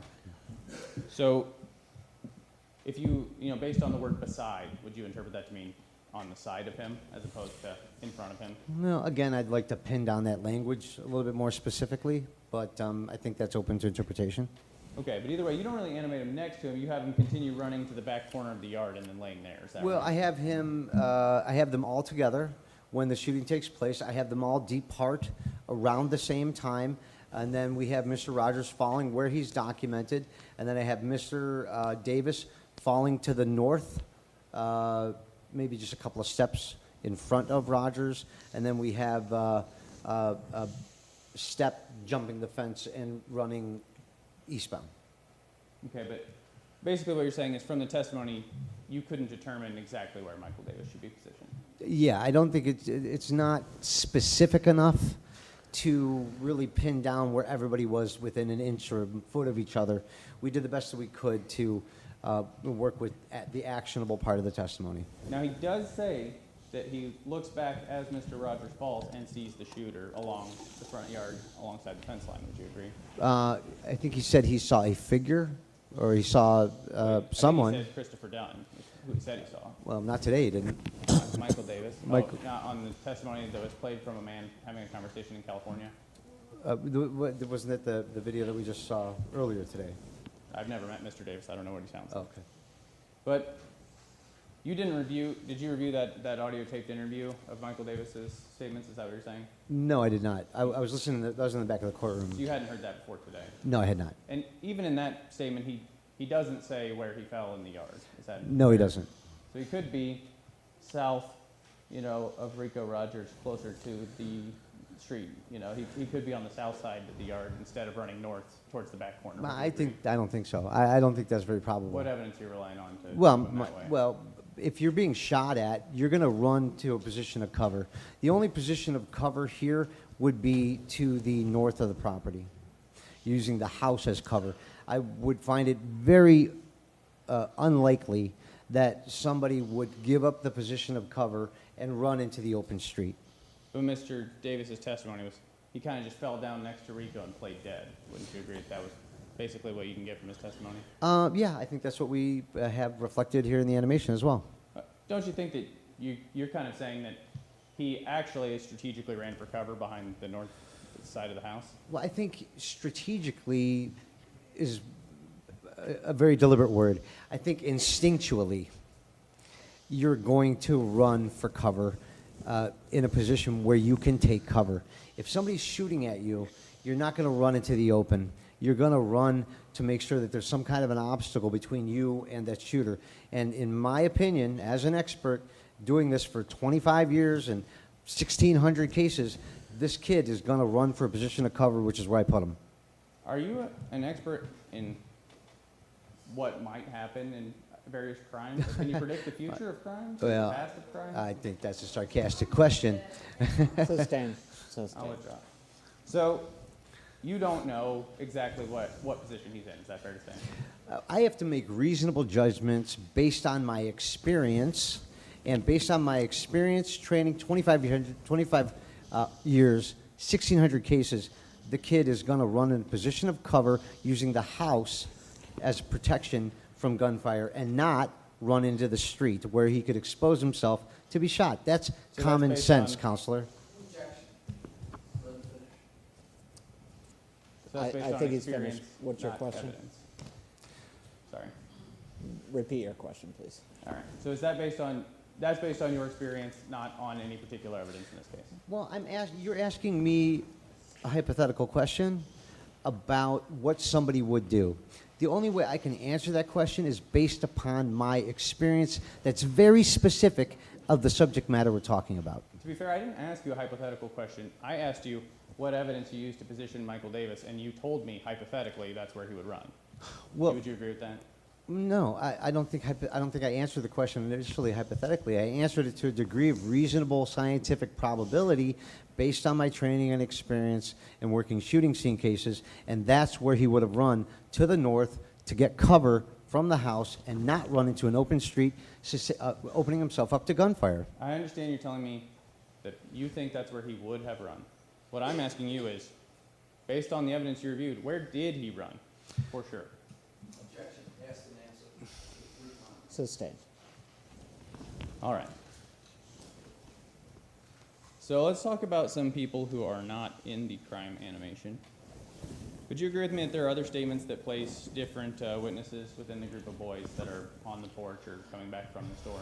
There are a number of statements that vary with regard to who's there, when they're there, and what they're doing. I would agree with that. All right. You did not animate any additional witnesses among those groups in the video, is that fair? That's fair. Did you animate a man named Antonio Kelly in the video? I did not. Are you familiar with Antonio Kelly's affidavit? Not off the top of my head as I sit here, no. All right, let me grab a copy of it.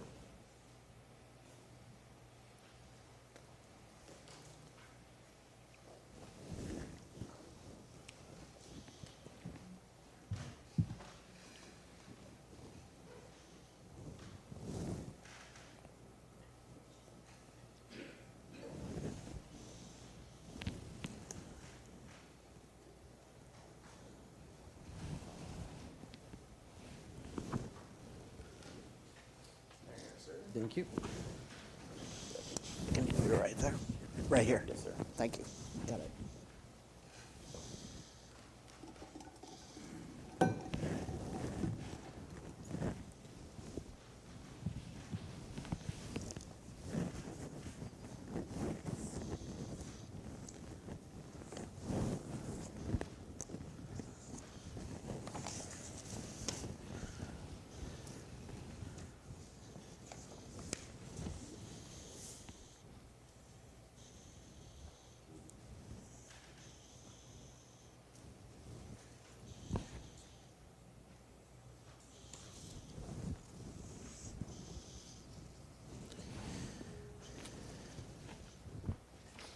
Long statement.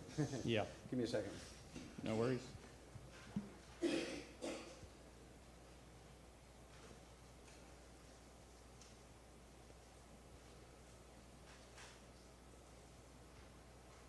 Okay, is there something specific you want to ask me? It kind of goes to the night before and so on and so forth. Right. Just so, from a basic question, the document I've handed you is Bates stamped Rotor 000709. Would you agree? Where it Yes, starts. 709 through 712, 713, yeah. So that stamp means that it was among the documents that you reviewed. Would you agree? Yeah. Yes, sir. Okay. And the document itself is captioned affidavit in support of petitioner's defense, first newly discovered evidence. Is that correct? Yes, And it's captioned with Christopher Dunn's name on it. yes.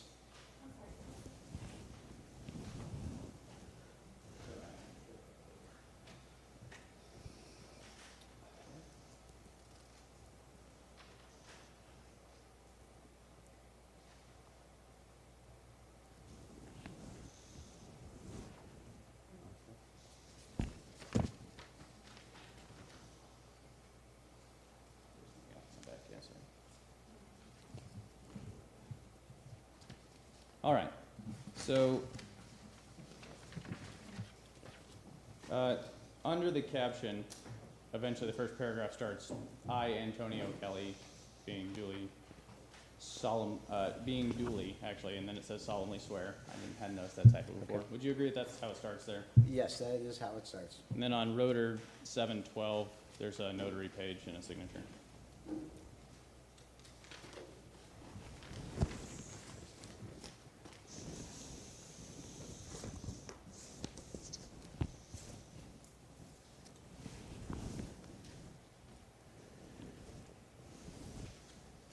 Would you agree that there's a notary page and a signature on that? Yeah, page 12 is notarized the 25th of January, 2002. If you would flip to rotor 710 on this affidavit.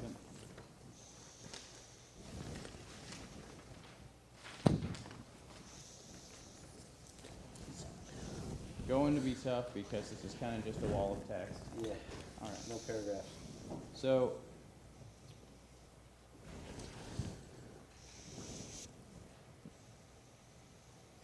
about a third of the way from the bottom, Can you give the first there's a word? sentence that starts, I heard a shot. Right under a line that has 15 to 30 minutes in it. Yes. Okay. Mike, can you go make this a copy real quick? We'll take. You have a copy? Okay. I've got it. It's at the line that's, the line to the left would be, everyone went to the Chinaman, right? Just hang on one second.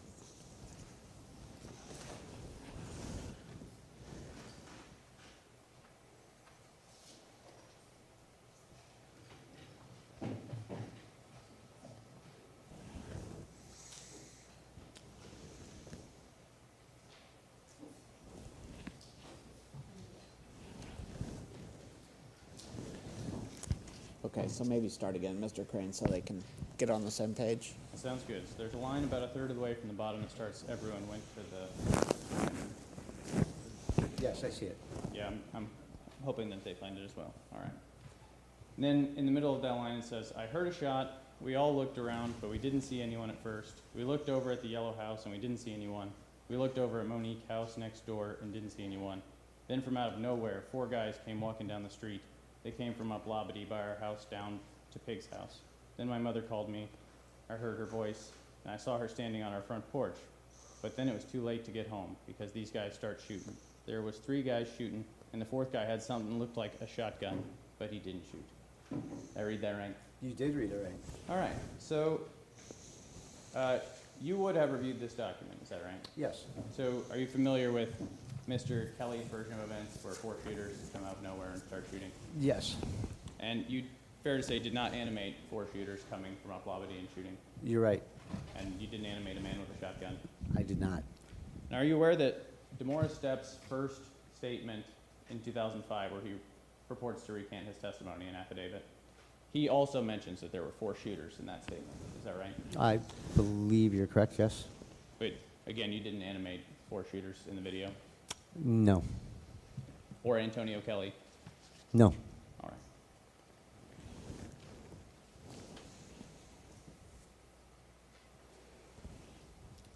Let's talk just a little bit more about the lighting. Sure. So, if I'm understanding this correctly, first of all, I think I heard you say on direct that when you were animating the porch light, you used a light that was 40 to 60 lumens. Is that what you said? Yeah, I think I meant to say watts. You meant to say I watts. apologize. Yeah, No problem. I recall. I remember saying that, and I was like, I should have said watts. Yeah, I think you also said you reviewed a $1,300 document, but I believe you meant pages. 1,300 pages document. It'd be a very expensive Yeah, document. that would be. So, when you were animating the lights, I think you talked about a street light that was in view. Kristen, could you go to about 203?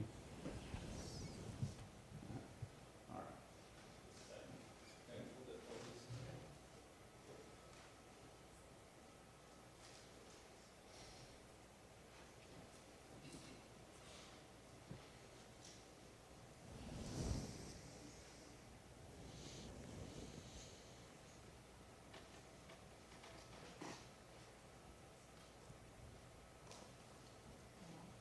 about 203.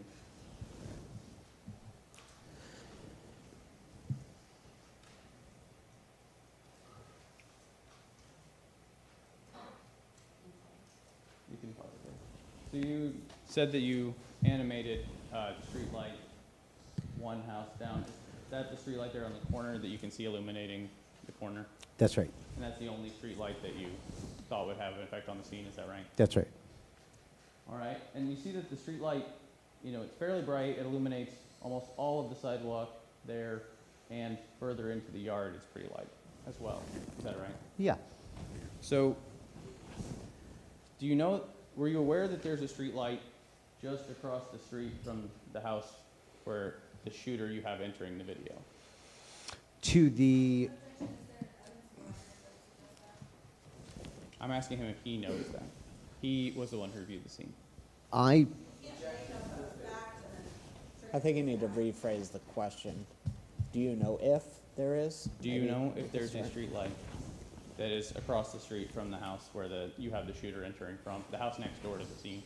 I don't believe that there is. Documented in the record that I reviewed a street light where the shooter would enter the scene. Tristan, could you go to about 106?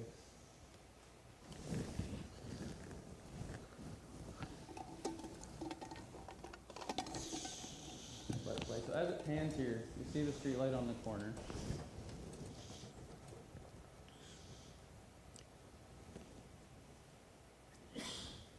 And as the camera pans around, you'll see the street light I'm talking about here across the street. So if you pause there, so you've animated a light pole kind of right across the street from the house where the shooter enters the scene, right? It's a pole. I don't know if there's no light on it, but it is a pole.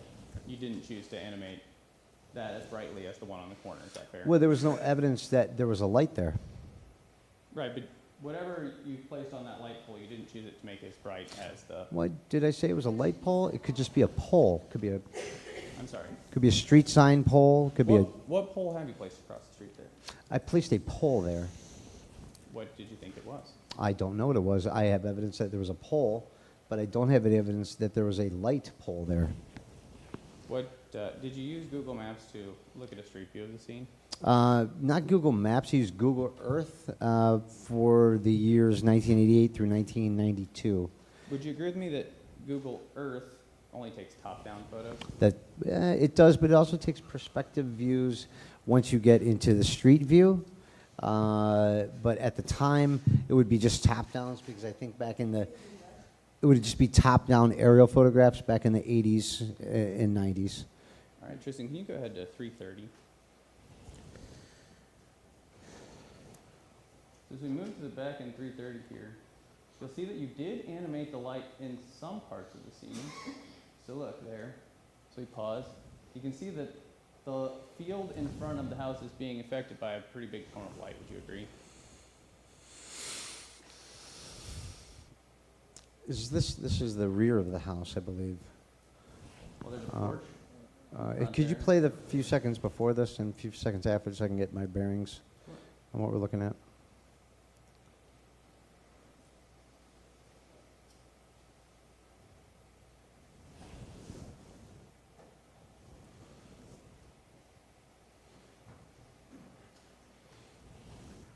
You can keep playing if you don't mind, Tristan. Okay. Just so we can see where we go.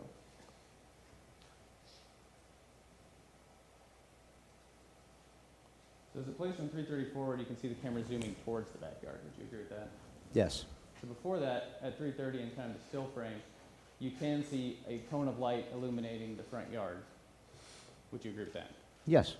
And that's presumably from the street lamp across the street, is that true? The one that I've animated consistently throughout, correct. So it was a light pole.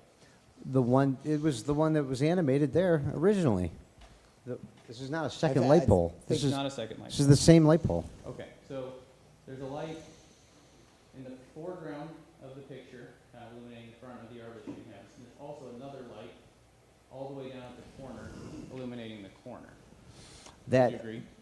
Well, let me explain. The light that we have in the foreground is an artificial light I added into the scene so that we can have some perspective because we're not doing the crime scene as part of the action of what happened, but we're taking a view of the property to look at where other things were documented on the scene. And so I added that light as part of just an aesthetical aspect so that we can see that we're going around the property. The shooting scene is over, and right now we're just documenting the car in the back of the house. And there's another ambient aesthetic light that I put in the back by the car. Otherwise, if I don't add any light into this area, you don't see anything. So the shooting scene is over, and we're now just simply taking a tour of what other evidence was documented. And this isn't meant to be a point of view anymore, but a tour looking at evidence that was documented, particularly the car in the back of the house. So, to be clear, you're testifying that that light in the foreground is just an artificial light. It's not coming from a street light that you've animated. At this particular moment in time, the shooting scene reconstruction is over, and we are simply viewing the property and other evidence that was documented. And I added that light for aesthetic value so that we can see that we're turning around the property to go look at the car in the back. Now, you were here earlier when Mr. Wilson testified. Is that right? I was, yeah. And I know that you couldn't see from your angle, but he kind of came up on a larger map and marked where the street lights are. I do recall him interacting with the board, but I couldn't see what he was doing, no. So if he marked a street light across the street from where the shooting occurs, could we confirm that by looking at the street view on Google Maps? If we could get the year accurate, yeah, we could, probably, yeah. Sure. We don't have an internet connection on the computer right now, but we could check that out. Would the court let us take a brief break to see if we can get Wi-Fi? Yeah, we should probably take a break anyway, so why don't we do that now for Thanks, Judge. 10 minutes? So we'll resume at 3 o'clock? Okay.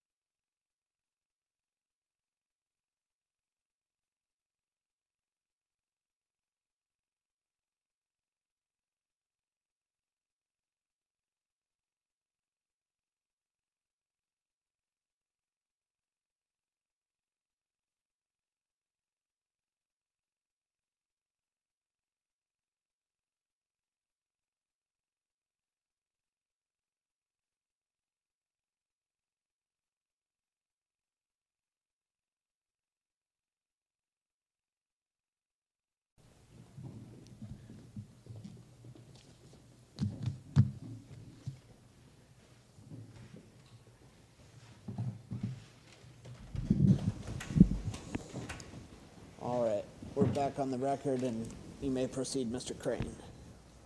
All right, thank you. So, Mr. Roeder, while we were off the record, did you come over with me to council table? I did. All right, and we pulled up Google Maps. We went to 5607 Labadee. We went to Street View, and we went back to the earliest photo we could see, which I believe was from 2011. Is that Yes, I agree. right? Okay. And looking on the screen here, this is the Street View photo from 2011. Yes, it is. And if you rotate the camera across the street from the scene of the shooting, there is an additional street light there. Would you agree with me? I would agree. So in 2011, there's a street light across the street from the house next door to the porch where the shooting happened. Yes. And you did not animate that in the animation No, I did not. or light from it at all? No. Okay. So just moving on a bit to the alibi piece of the animation that you did. Did you have any physical evidence that that alibi animation was based on Did I have any physical evidence? that you reviewed in the record? There was no physical evidence with regard to that, no. All right. And you also reviewed Mr. Dunn's original statement to the police in the police report? Yes. And Mr. Dunn, in the original police report, would you agree with me that he said that after 12 a.m. he went to someone named Terry's house? Yes. And that's not what you animated in the video, is it? Well, I think at the alibi animation ends at 12. Sure. So before that, he says that at 10 p.m. he left to ride around with someone named Wilford Rickman. Yes. And he doesn't mention being at his mother's house during that time period or talking on the phone. That's correct. Okay. And then, did you also review Martha Dunn's original statement to the police? Yes. So the first time the police talked to Martha Dunn, they come by in the early morning hours of the 19th, and she says that he's not home. Is that true? Yes. And then she later told the police that Mr. Dunn left his residence, or her residence, I'm sorry, around 11 or 11:30 p.m. on the night of the 18th? I don't specifically recall that, but if you're saying that that original statement reflects that. That's all right. Let's just turn to Move-ins 36. And it'll be page AGO 00038.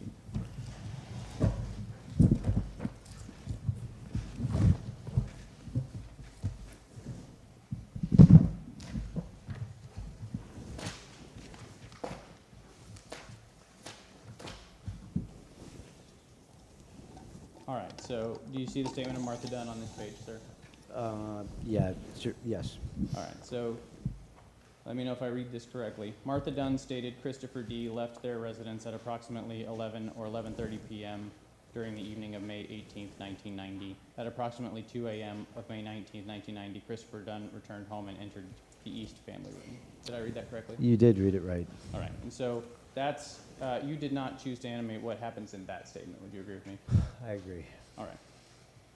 That's all I have. Okay, thank you, Mr. Crane. Ms. Huson, do you have further questions? Oh, that's okay. The one to stick No, to. I'm happy to answer any questions.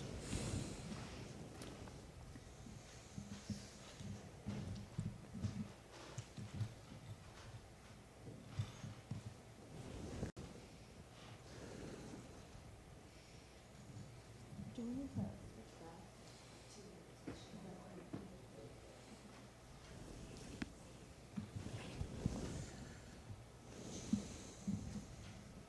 you. Mr. Roeder, there was some discussion about where Michael Davis fell. Does where Michael Davis fell change the shooting portion of the reconstruction at all? Not at all. And you have Eugene and Marvin Tolliver walking west. That's correct. Did Marvin Tolliver ever make any sworn statements in this case? He did not. And under Eugene Wilson's only testimony that you've heard other than the affidavit, so all sworn testimony, where does he say he was? Where does Eugene Davis say he was? Eugene Wilson, where does Oh, he say Eugene he Wilson was? says he was, right where I have him in the animation, in all of his sworn testimony.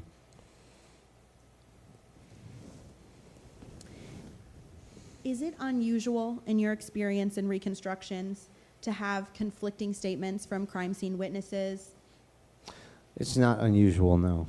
So how do you decide which versions to animate in your reconstructions? We just make the decision based on what is the most consistent with the physical evidence that is documented in the record. There was also some discussion about the Midwest Innocence Project hiring you and reconstruction being, strike that. There was some discussion about the Midwest Innocence Project hiring you and telling you what to put in a reconstruction. Do you recall that? I mean, there's some allusions to that, I suppose, but yeah. Have you, in your experience, ever made a reconstruction that did not fit the attorney's strategies or another person who hired you strategy? Absolutely. Making people happy is not my department. Particularly making lawyers happy is not my department. I am not McDonald's. I do not take orders, or do I take instructions. I do my job to the best of my ability, to my oath of a crime scene reconstructionist, and my only allegiance is to the truth. Have you ever had to tell someone that you made a reconstruction for that it did not fit? Yeah, many times. The Google Earth photo that you looked at with the streetlights a few moments ago, it was from 2011? Yes. When was the crime scene in this case? 1990. And then I'm going to take you to look at Exhibit 40 one more time for me. Okay.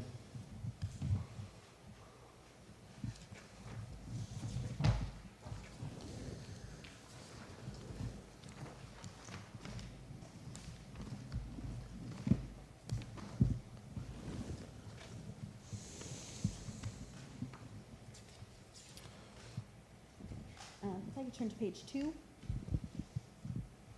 Just to clarify, because there was a lot of talk about the two houses again, can you point out for me 5607 Labadee? 5607. I have my glasses. I gotta look at it. Hold on.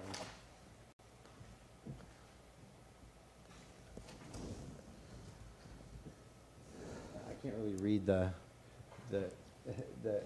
address on it. I think 5607 is the where the shooting happened, with the porch to the right, and yeah, where you have the red arrow. Correct. So then the green awning house is 5609. That would be correct. Yes. No further questions. Thank you. Okay. Thank you, Ms. Susan. Anything further, Mr. Crane? Thank you for your testimony, sir. Thank you, You can Your step Honor. down. I appreciate it. Sure. Okay, I think that concludes everything we're doing today, correct? And we have some stuff that the lawyers and I need to work together on. So we'll resume in court tomorrow morning at 9 a.m. And at this time, you guys can talk to DeMorris Stepp. He's right back here. And while you're doing that, Perry has graciously told me that he's going to allow Mr. Dunn to visit with his family out here. And then if you need me, I'll be back in my chambers, okay? Thank you, Your Honor. Thanks. We're adjourned for the day.